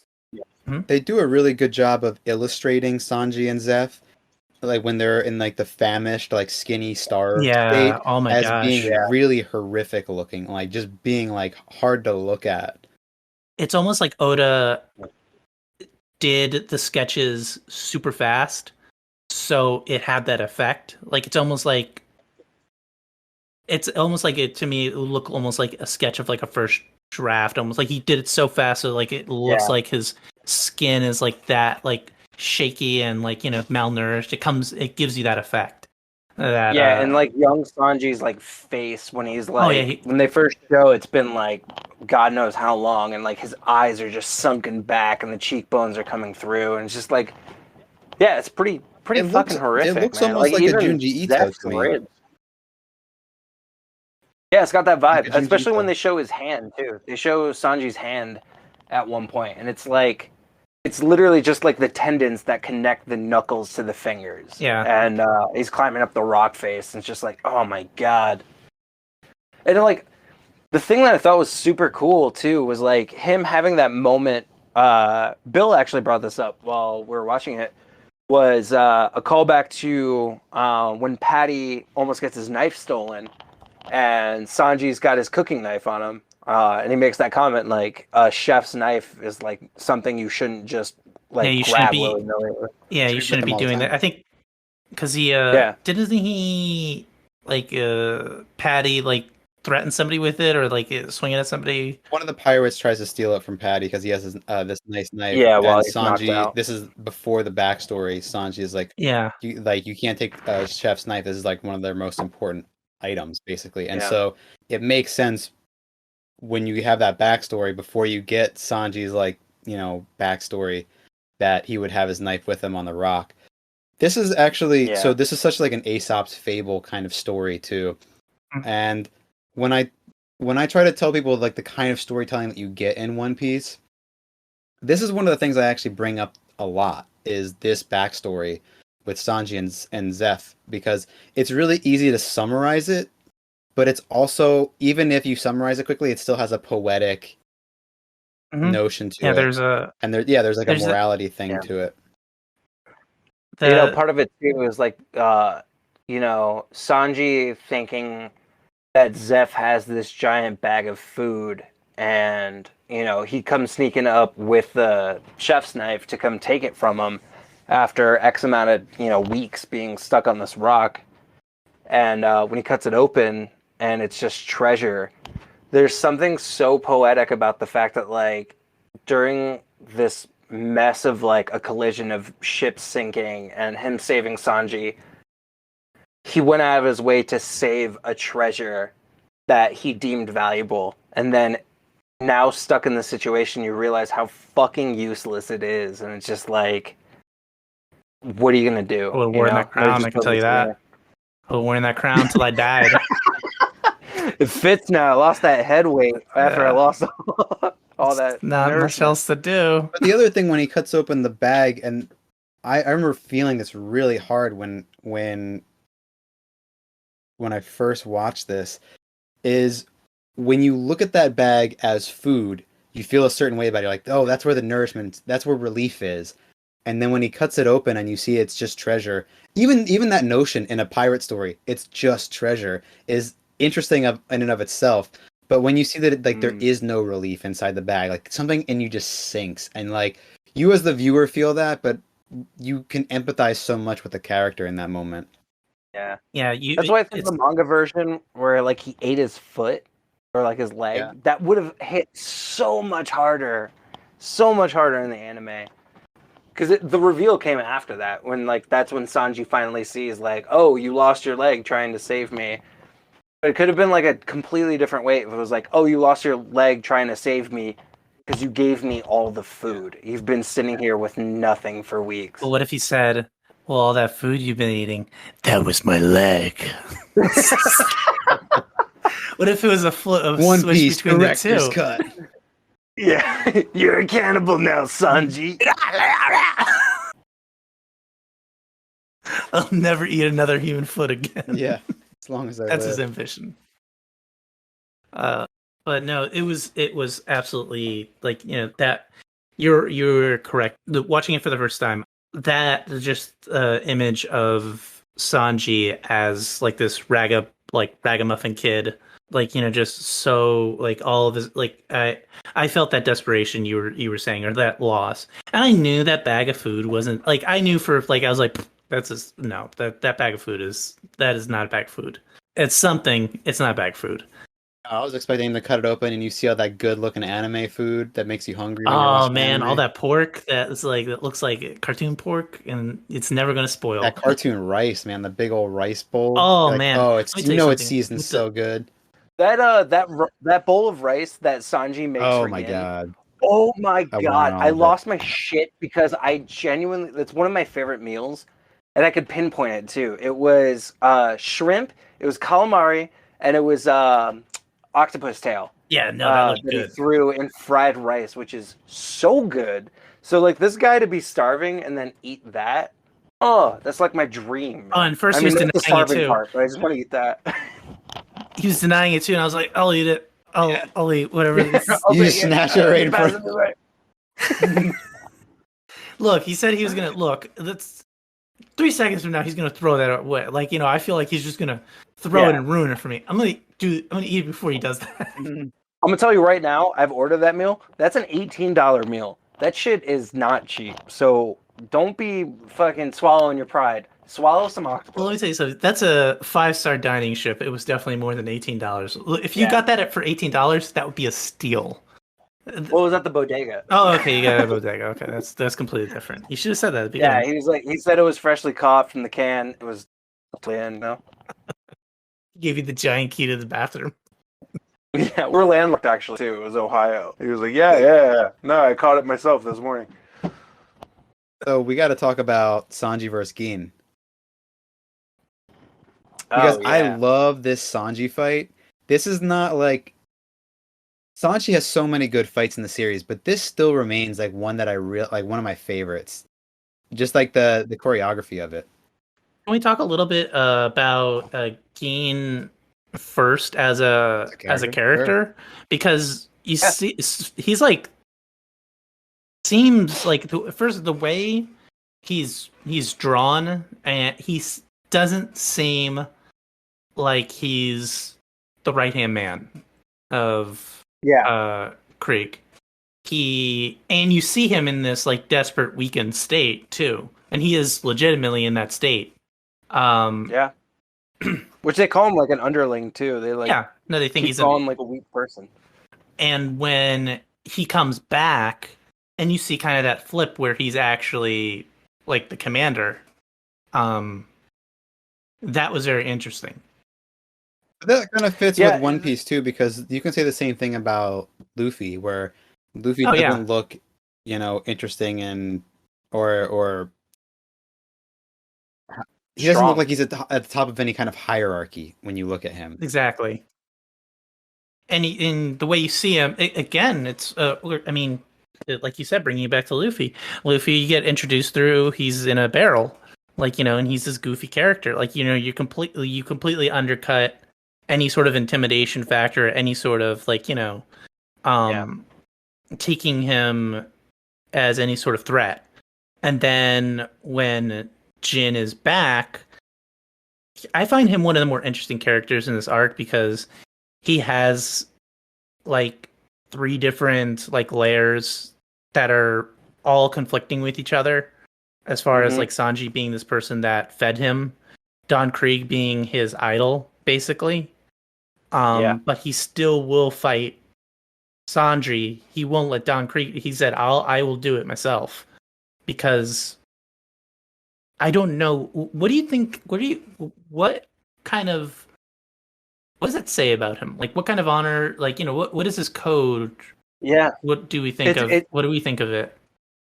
I'm glad you brought it up because that's something that I've been like tossing over, like thinking about it, because like you do have like this guy who comes in who's like, oh yeah, I'm the shit, but he's also like, he's super malnourished, but he's also trying to still portray himself as this guy who is dangerous. Like he pops his feet up on the table and he's like, bring me food, I'm not going to say it again.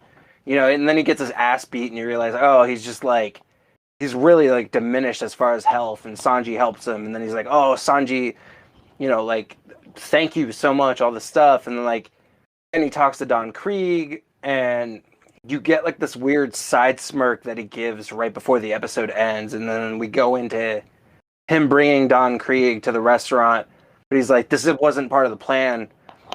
you know, like I don't know where he lands as far as like a bad guy. Like I really like him, but at the same time I like kind of despise him and I don't know how to feel about him, you I know? think with Gin, he just comes off to me as like the typical kind of kid who would join a gang, like a kid who just doesn't have like a lot of positivity in their life or like anyone who like looks after them. And that's part of why he can't kill Sanji because it's the only person who's really been nice to him. And is only like, and that's when he's part of Don Krieg's crew, he's merciless and he's considered a devil or I think they said devil was Yeah. Yeah, yeah. Demon. demon. Yeah, they call him a demon, and he's willing to do anything. And Don Krieg's the only person that he looks up to, and it's because he's just a person who doesn't have anyone who's looked after him or cared for him, and so he's chosen like this place where he gets some kind of validation for his being cruel, which is something he can learn how to do pretty easily, and so that's part of why he can't he doesn't feel right killing Sanji because this is the only person who's done that for him, looked after him that way. And Besides, maybe he thinks Don Krieg too. Like yeah, he and thinks, that's like Yeah, because I mean, Don Krieg poisons him, and he still like takes him away, even though he like blatantly says too, like, "Oh, tell Luffy I'll see him on the Grand Line." But he's like, "I probably only have like a few hours to live," you know? one of the things that I like that we see with Gin is his allegiance to the hierarchy of the crew, which is an interesting thing that we haven't seen in the other pirate crews yet. no, he's very much. That's what I was wondering about. Like being a man of like, where's his honor code? Like, how does his honor code stack up? Because he's clearly disappointed with his captain when his captain basically reneges on what the proposal was. Like, that's like, this guy'll feed us, and We don't there kill was him. he was yeah, and he clearly reneges on that, and then all of a sudden he says, kill I'll do it. I'll kill the guy. Like, because he can't let somebody else do it. Yeah. And But I at the think at same that time, moment he's he believes he's gonna do it. Um, yeah. so and that, I find that interesting. Especially considering towards the end, like, not only does he not kill him, but he basically sacrifices his life to save this guy.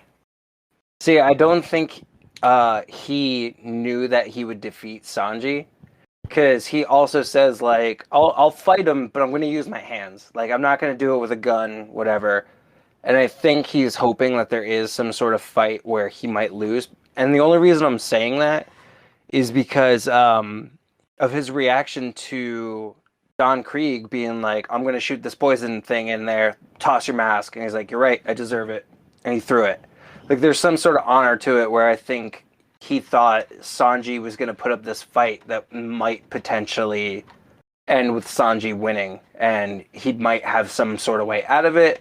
Or it's this thing where it's like, it's owed. Like he's due for an ass whooping because he just pretty much brought a fleet of That's people. not how I see it at all. I see it as No? that Gin is really he really adheres to the power structure of the pirate crew, and that's what I was saying is I think he's the first character that we see that adheres to this structure because when we see Captain Kuro's crew and he's like, "Well, I'm going to kill all you guys," none of them are like, "Yeah, we'll gladly be killed. They'll gladly be hurt." Where Gin is like, "I do what the captain says, and if the captain wants to punish me for acting out, then I accept that punishment." And we don't see that we don't see loyalty in that way from the other pirate crews at this up to this stage. Yeah, and we all agree it's like misplaced loyalty, but Yeah. it is Yeah. where he kind of is. It's where he put his chips, basically. Yeah. Like, at Yeah, the end of the Sanji day. even says it too. You're following the wrong man.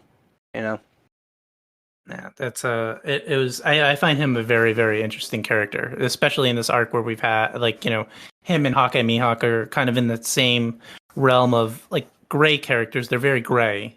Um as far as like if we like them or not, or like, being capital B bad. Then this series has room for them, which is kind of interesting. Ooh, it's just completely opposite of the guy who comes right after Do we want to talk about the Iron Wall Pearl? Oh yeah, Pearlsan. Yeah. Erlson. Pearlson.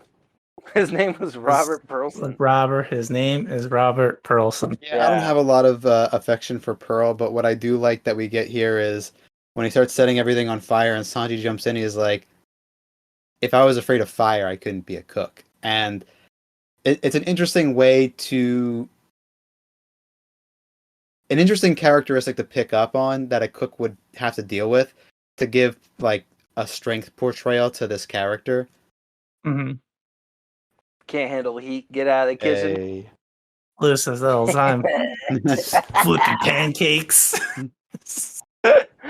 Ah, man, I get hit with like one drop of oil. I'm done. I'm ordering out. Yeah, but no, that's very interesting. And like I said, that was when I was, because this happens all after the whole fight with Hawkeye Mihawk and all that stuff, and I was like, what? And then we got this guy too. I was like, where did this guy come from? I didn't see this guy before.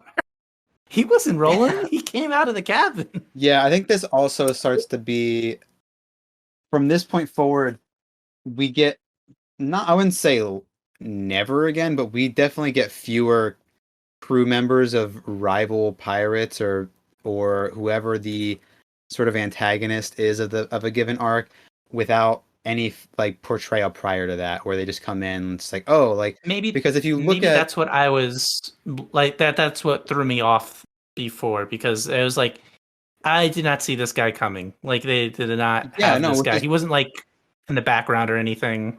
That's completely so, reasonable. Like the mindset is there could be like 3 more, you know? Yeah, so that's one of the things is I like all these early arcs, but these are just, you know, any I think almost any One Piece fan would agree that these are probably the worst arcs in the series. And that's such a weird thing to say, because you would also ask a lot of these One Piece fans like, oh, do you like those first arcs? And we would all say, yeah.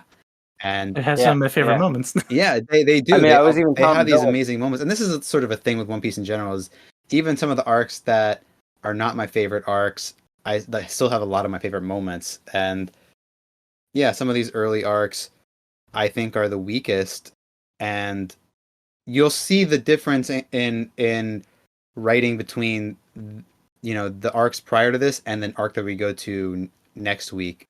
And next week's like one of my favorites. Yeah, and it's just a whole different level of writing, and you start to see where Oda starts to kind of come into his own and like really hit his stride.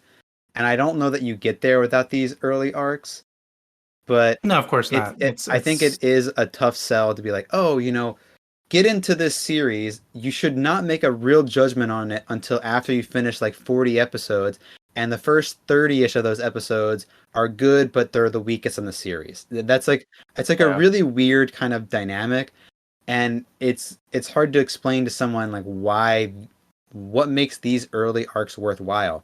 And the more you watch, the more, I think, Lou, you probably have a higher opinion of him going back, especially knowing some of what is being set up with some of these arcs and having a perspective on how Oda writes in general.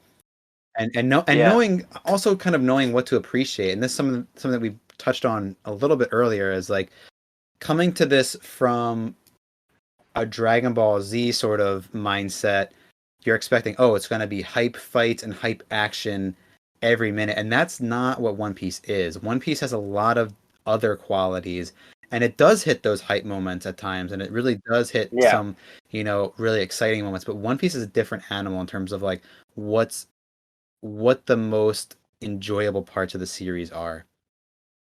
Yeah, and I think to like kind of ride the coattails of that point is when those moments do come down for the fight scenes and like the hype that comes from them, there's more on the line as opposed to something like Dragon Ball Z, where like, you know, we've talked about it too, you know, somebody died for the second time, you're like, you just wish him back with the Dragon Balls, you know. But like when it comes to like One Piece and like everything that's built up to like this one fight that happens, you're like, fuck, I really hope they make it through this one. Like I really hope they like come out on top, you know.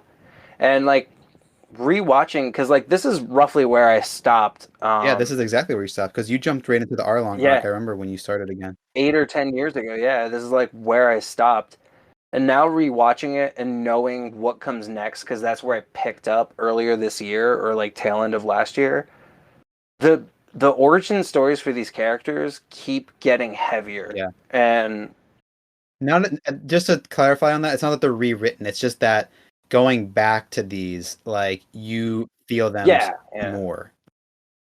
Like going from like Usopp's backstory to then Zoro's to then Sanji's, and like the weight of it just keeps getting more and more. And then, I no spoilers, but like next arc is going to be Nami's, and I remember like it's still one of my favorite arcs because it like tore me apart. It's so good. A lot of tears. A lot of tears. And I would say, and I wanted to bring this up before the like when we were talking about Johnny, but when they dropped all those wanted posters, I saw the Arlong one. I was like, oh my goodness, he's right there. He's right there. In that poster. Also, actually, this is something that I've had in my notes, but I forgot to mention. When Mihawk comes in, this is such a great like One Piece writing moment where Hawkeye Mihawk comes in. You're like, what the fuck is going on? Because he just comes out of nowhere. Suddenly, ships are being cut apart, and then we see Johnny and Yozuku are in the water, and you initially assume like, oh, it's because of the wreckage caused by Hawkeye Mihawk, and they're like, no, Nami threw us off the ship, and that's just the whole other like, what, like. Oh yeah, like they just dropped that in there. The fact that they introduced this like, we keep calling him like a force of nature kind of character coming in and shaking everything up, and then setting up an expectation of like this other little thing, but it's like, oh no, that other little thing is actually part of a whole other conflict that we can't even cover right now, but we're setting it up, and it's almost like she's starting the arc before the rest of the crew is. And that's that how, way, like that starts to be how a lot of these arcs go, and especially when we're not quite at that point yet, but this is one of the most exciting things in One Piece is when you get episodes between arcs that are covering things that are happening in the world out away from the main characters, and that those things are all setting up some major moment elsewhere on the ocean that. It might even happen off screen, but the reverberations of which will absolutely be felt by the main cast and in every subsequent thing that we do. And those moments are huge. And Lou, I think even where you're at, you haven't seen a ton of those. And even the ones that you've seen, I don't think that you were able to appreciate because you forgot some of the things that have happened in these early arcs. Whereas when you see them again, you're gonna be like, oh, because things that you see Shanks do. I think you don't even remember, like, really, like, kind of had like a foggy idea of who Shanks was, and when we see, I did. I knew who Shanks was, but I didn't remember the weight of Shanks to Luffy and like what it meant. Like doing this rewatch totally helped, especially being X amount of years later. But what like I'm really interested in right now, Justin. This is so cool. It's just Shanks is just so cool. Yeah, dude. Cool. Oh my God, Shanks, did you lose your arm fighting for someone? Oh my God. Justin, I want to know from your perspective, first time watcher, at least for like this part, like, what do you think is gonna happen with Nami? That like she's so obsessed with this wanted poster of Arlong, and like the portrayal that Johnny and his friend are talking about him. So there are like two things that I'm thinking about. So when I think about Nami, the main thing I think about is her getting the treasure, like her wanting like wealth and stuff like that. And in the beginning, I thought that was just her portrayal as being pretty much like I've said it every episode so far, like her being the most piratey out of all of them, like what you would think of as a pirate, like I'm off to get treasure like all the time. But yeah, I ain't saying she a gold digger. Yeah, she is. Oh yeah, so there you go. And you thought piece by piece was bad. But and then I think about it in terms of what does she want that money for? What is she?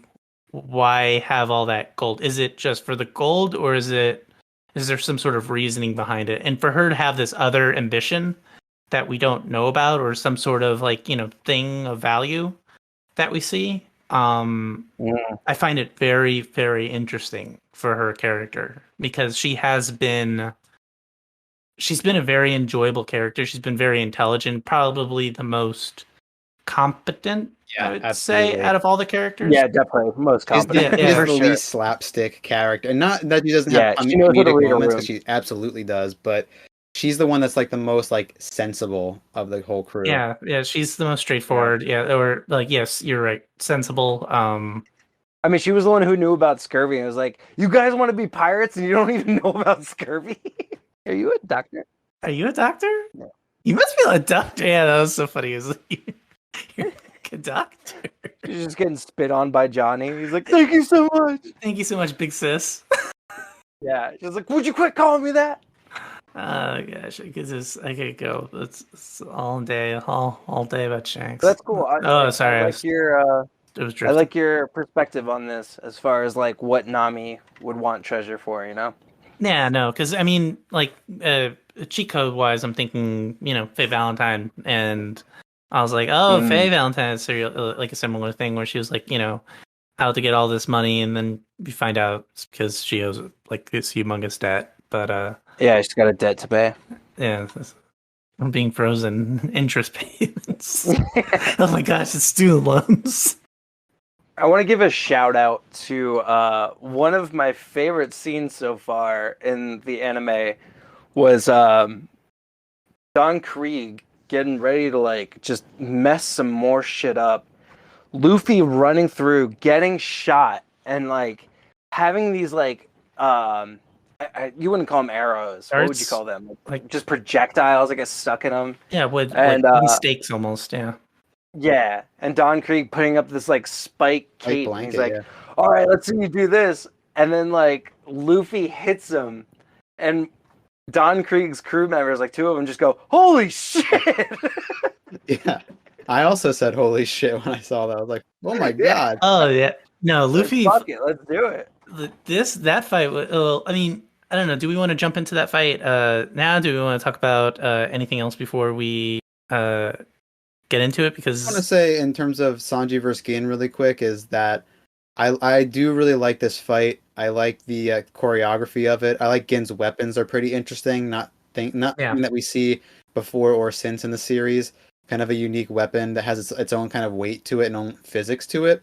That plays really interestingly with like, Gin swinging around these like, kind of like, I don't even know what you call these. These like a swinging mace or something that have like they're on a baton. Billy Club. Yeah, they're like billy clubs with like a mace at the end of it. And swinging those around, and Sanji's kind of doing his like capoeira style like handstand kicks. There's a moment where Gin pins him and he spits the Gordo cigarette. From Tekken. You can say it. Yeah, he spits the cigarette in his face to like burn him and like get out of one of the hits. Yeah, so sick. Oh, yeah, that was cool. That was actually, and I saw that right after. I think I texted you guys about Sanji always smoking over cooking. smoking all over everybody's food, and I'd be like, what kind of fucking cook is this? He's like, if anybody came out with a bowl of my soup and got a cigarette in their mouth, I'd be looking for the ashes. Taking it back. I might be digging too deep with this, but ever since you asked that, I have been thinking more about it, and I came up with two answers to why Sanji would be smoking cigarettes all the time.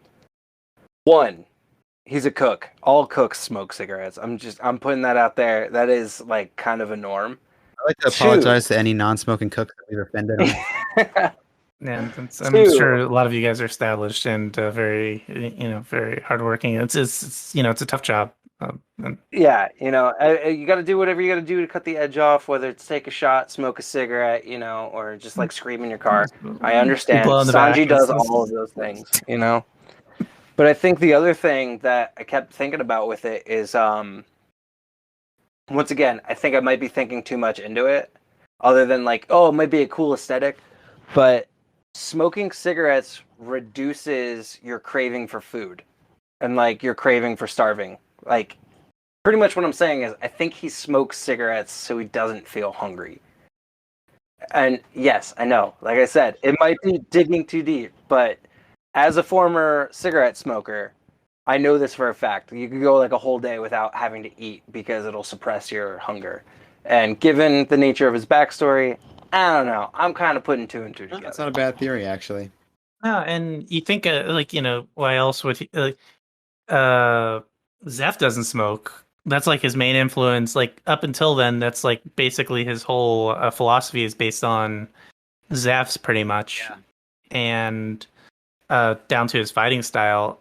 Why else would he be picking up smoking? Like as a Well, I got a perfectly good answer for that too. Just because you have an idol doesn't mean when you're a kid you don't make dumb decisions. No. That's how I got into smoking in the first place. Well, Yeah, because I was you Lou's just idol called it as a a dumb kid, dis- and when he was a kid, and look,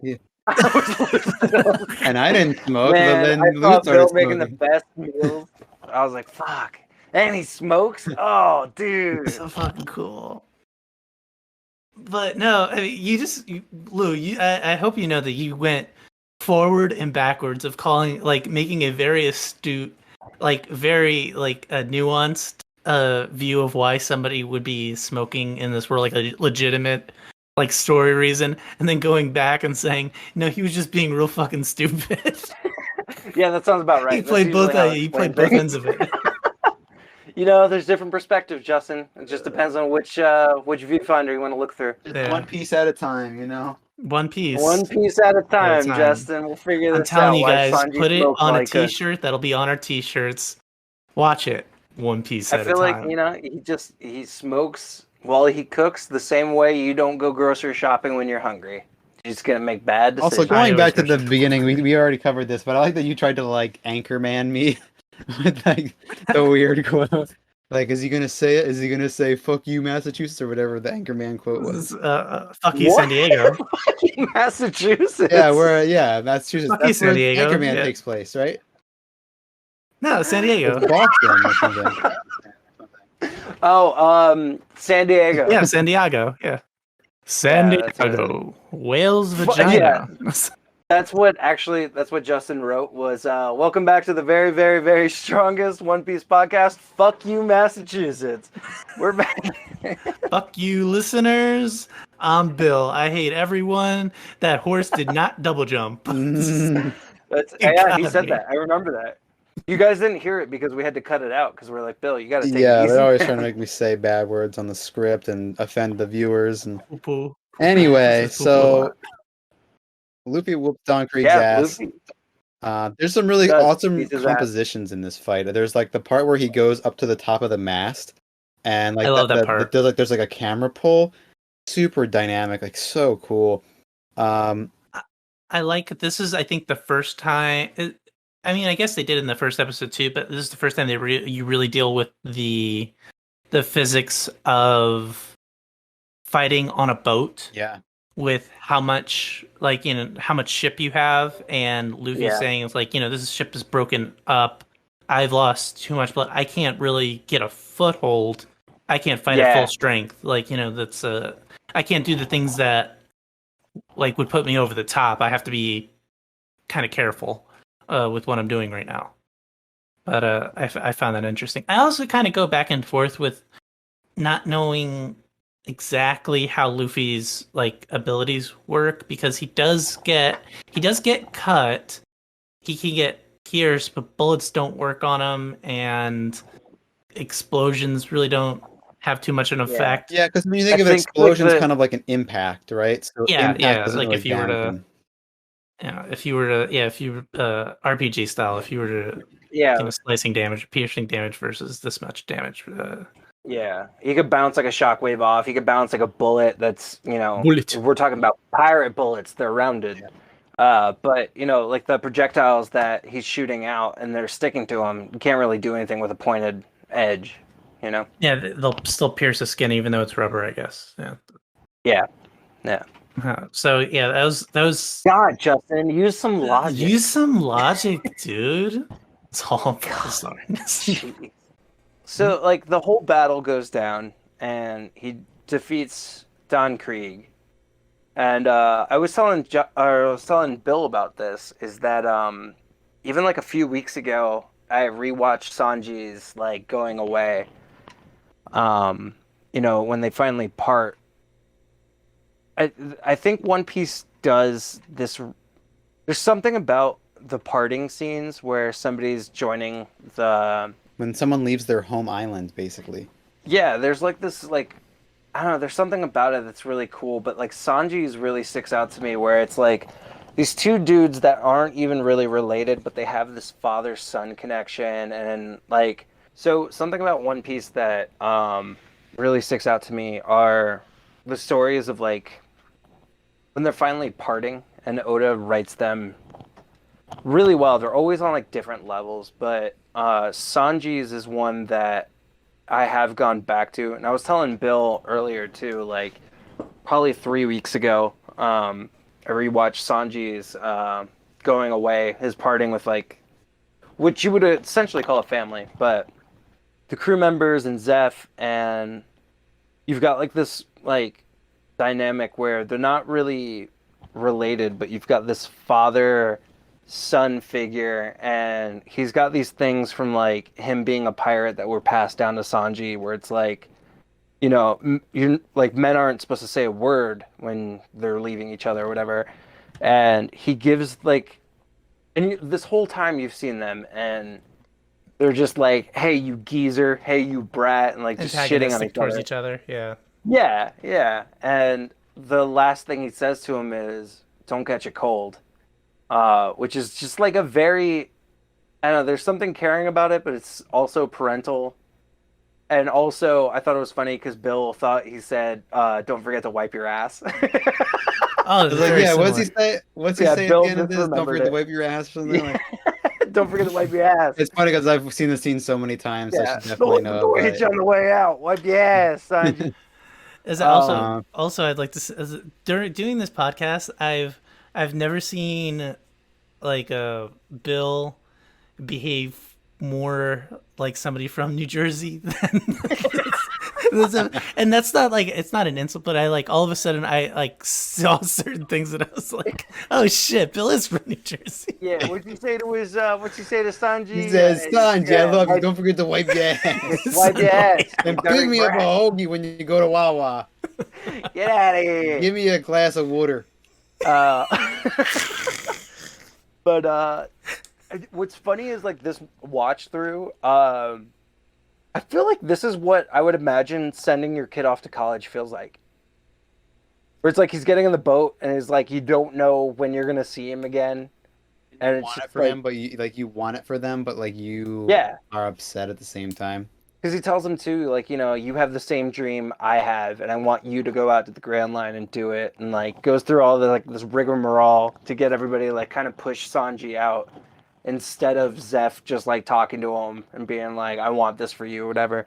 I don't know. There's like something about it. I was just like, this is probably the closest I can relate to something that feels like being a parent. I don't know. let me tell you something. It's so much fucking harder than that. I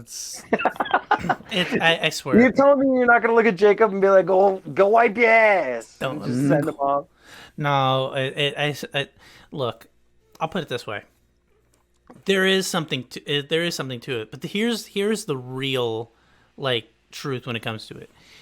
They are the most frustrating thing in your life. They are like the biggest like source of stress and like difficulty that you will get. I'm getting feedback somewhere. Yeah, you're getting feedback. All right. So No. again, Say something. yeah. What the fuck? How about now? I don't hear myself that time. He's reconnecting. Oh, All never right, mind. about then. now. Anything? No, I don't hear myself anymore. Okay.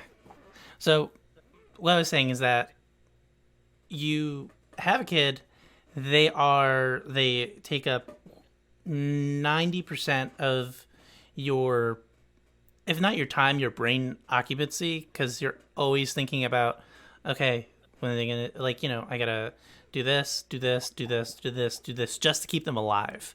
Like, and they, like, they will be the most frustrating thing in your life. They are going to be the most like taxing on you, like, financially, like mentally, physically, thing in the entire world. But I could tell you that when I sent my, like, sent Jacob to daycare, which you think of as such a relief when you're shopping for, like, you're shopping for daycare, I guess you call it, or like, looking at different places, Mhm. that when they go into that classroom and you have to go, you feel like the worst amount of dread and, like, anxiety, depression, I don't know, whatever you want to call it, that you look through the window and look at them play in the room because you still feel that you need to see them. And the whole time you've been waiting for that, like, that moment or that day, you were thinking about how much, like, relief just to have a break. But even when that break comes, you're like, it doesn't, like, it does not go away, whatever that Aw. thing is. You were, and in the case of my son, he's gone for like 8 hours. I will go get him at the end of the day.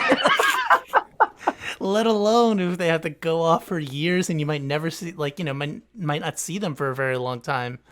I know more or less when I'm going to see my son again. But yeah, no, especially when that happens, and it doesn't always happen the same way, but I can tell you that it hits you hard, like, every once in a while, that you'll go, especially, I guess, in my situation where um Jacob started going to daycare during COVID and Mhm. parents weren't allowed inside the building.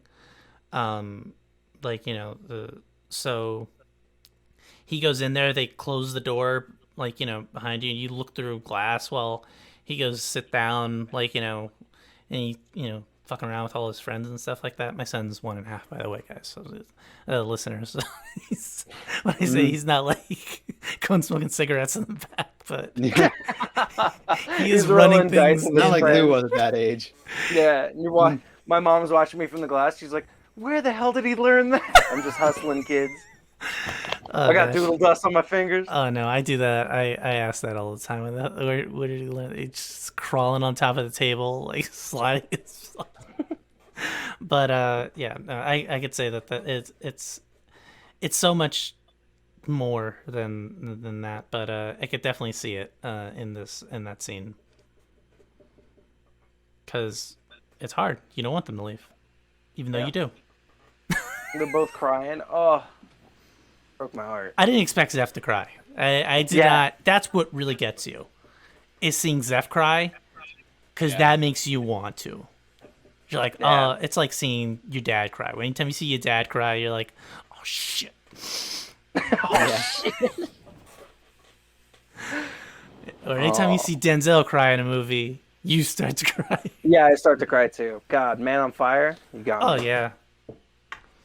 But no, that's I think that's a pretty good wrap on that scene. The only Yeah. thing I want to say about this arc that we haven't touched on yet is in episode 29, we get a Panda Man, probably one of the most upfront Panda Mans that we get in the whole series. He's in the stack of pirates on the boat, the Krieg pirates getting shipped off by Gin. Oh, he's giving a peace sign. Yeah, It's he's so giving a good. peace sign right towards the camera and everything. Yeah, that's it's good. pretty good. Panda I do Man. wanna say this. I've got a very, very, very for this Very. episode. All right. Oh, take it away, Lou. The very, very, very best article of clothing I saw. It's a toss up because like Bill and I were talking about it, but I genuinely love. There's like a scene where like shit's going down, a bomb's blowing up, and a guy has a beanie on that just says "baby." So good. What about you guys? Did you have any articles of clothing that stuck out to you? Well, mine is there was one. It's like it's just text. It's a yellow shirt, red text with a green leaf at the bottom. like it looks like almost like kelp leaves, like it's not like seaweed or something. And the shirt just says Billywood. It's like not Bollywood, it's Billywood. Billywood. No, it's Billy Wood, two separate words. two separate words, no hyphen. Yeah, no hyphen, just Billy up top, then Wood, then a leaf, and that's the whole shirt. And that will So be a good. 300 episode arc later in the series. Bill Yeah. that's Yeah. he's seeding that now. That's when Billy Wood comes out in episode 900. You guys are gonna Yeah. shit your pants. I will say no. Mine would definitely be Sanji's platform boots because They are pretty solid. they even if they're not, I still think they're fucking dope. And I will even bring it back to when I helped Bill do that cosplay. We were shopping for like those clothes. You came with me. Oh man, I Oh forgot yeah, about that. What? I came with you. Wait, you were a part of this? Yeah, I was Oh part of my him with that and God. his Link outfit. Yeah, so for the viewers, I've cosplayed a bunch of characters when I lived in Florida. I did Toon Link. With my props for the Toon Link was obviously the Wind Waker, but I also had the spoils bag. That was a fun one. And I've done Sanji and I've done Luffy. I don't think you guys have seen me do Luffy because that was when I was at Ringling. Yeah, Ah, yeah. okay. I mean, the first and only time I ever saw you cosplay was as Sanji, and my dad witnessed it with me, and he was Yeah. just like, "What are you supposed to be? You look Are like you a Broadway karate guy. Yeah. You got the curly Q eyebrow."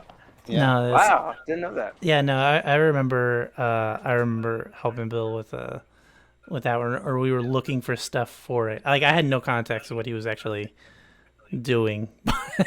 Like, but you know how we would just hang out and Bill was shopping for boots, like for high platform shoes.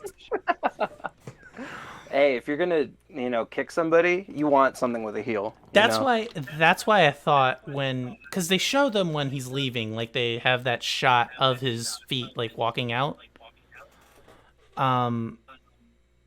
And they looked like platforms, and I was like, maybe that's what makes him kick better.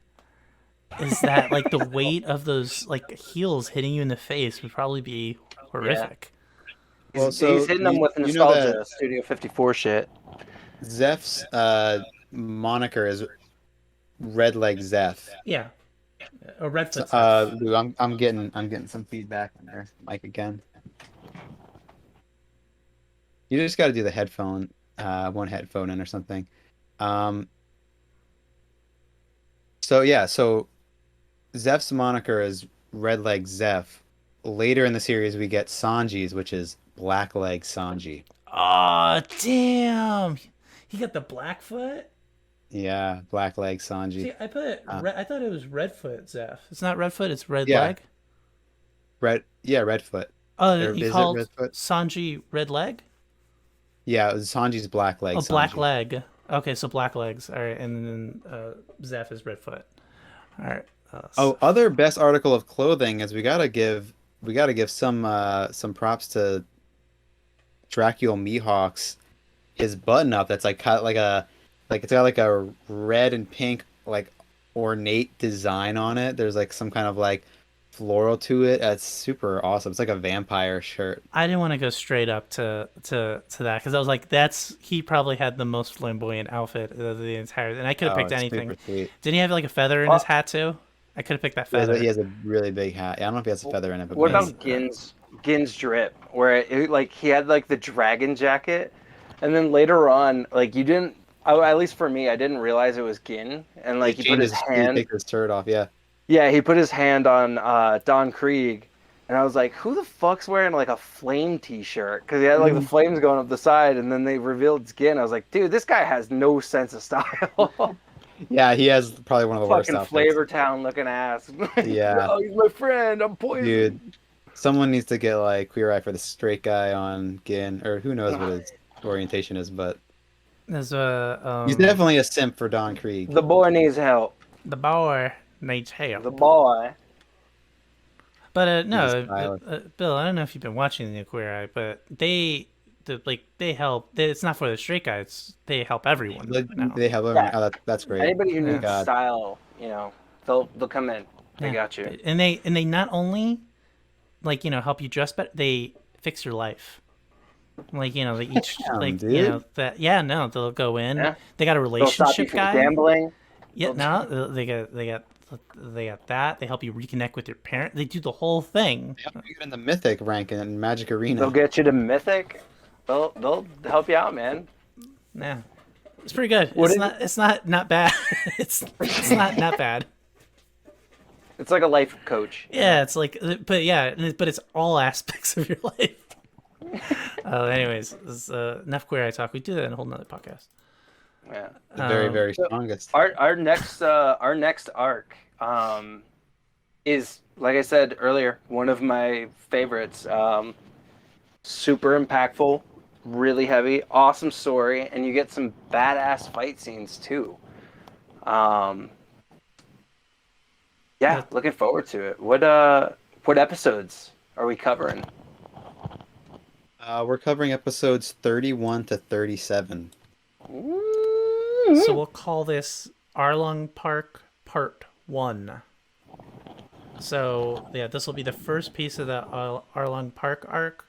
We're going to be doing episodes 31 through 37. Obviously, if you guys at home want to watch the whole thing, you'll get 2 episodes for the price of 1, as we'll have 2 episodes on Arlong Park. Does that count for us too? Can I watch the whole thing? Well, you've watched It's it gonna be already, really so hard it to really like won't bring this matter. up. Yeah, it's gonna be hard to start. So it's gonna be hard to stop where we stop. But for the fans who are in the know, we're watching up episode 37 is when you get the march, and the fans know what that is. I'm not gonna say more because if I give the full name, it's Slight if spoiler. I say the full name, it's a slight spoiler. But this is gonna be up to the march on you all know where, and yeah, very exciting. I think all the viewers know what song we're gonna start it off with the next episode with as well. If you are familiar with this, George Michael, yeah. Oh man, Careless Whisper. it's Bill has these. So for the listeners, Bill has these like the songs that he intros the podcast to, and I put it in the pocket. But actually, what I do is I change it to songs that I want as the beginning. So this one has been for the listeners at home, Taylor Swift's Evermore album. Yeah, he's always doing Pink Floyd and stuff. Look What You Made Me Do by Taylor Look Swift. What you made me do. Look what you made me do. I did the thing I said I would do. But yeah, no, it's I'm really looking forward. I know this is where you guys said like the series like kicks it Starts to into take off. Yeah, kicks it in high gear. Yeah, and we're just gonna be on a ride from here, honestly. Like there are, I wouldn't say that every arc following this arc is better than Arlong arc, but there's a notable increase in quality, and yeah, I just think it's just a total ride from here on out, Yeah. and it's going to be really exciting, and it's going to be great to hear your perspective on it as a first time viewer. Yeah, no, I'm really looking forward to it.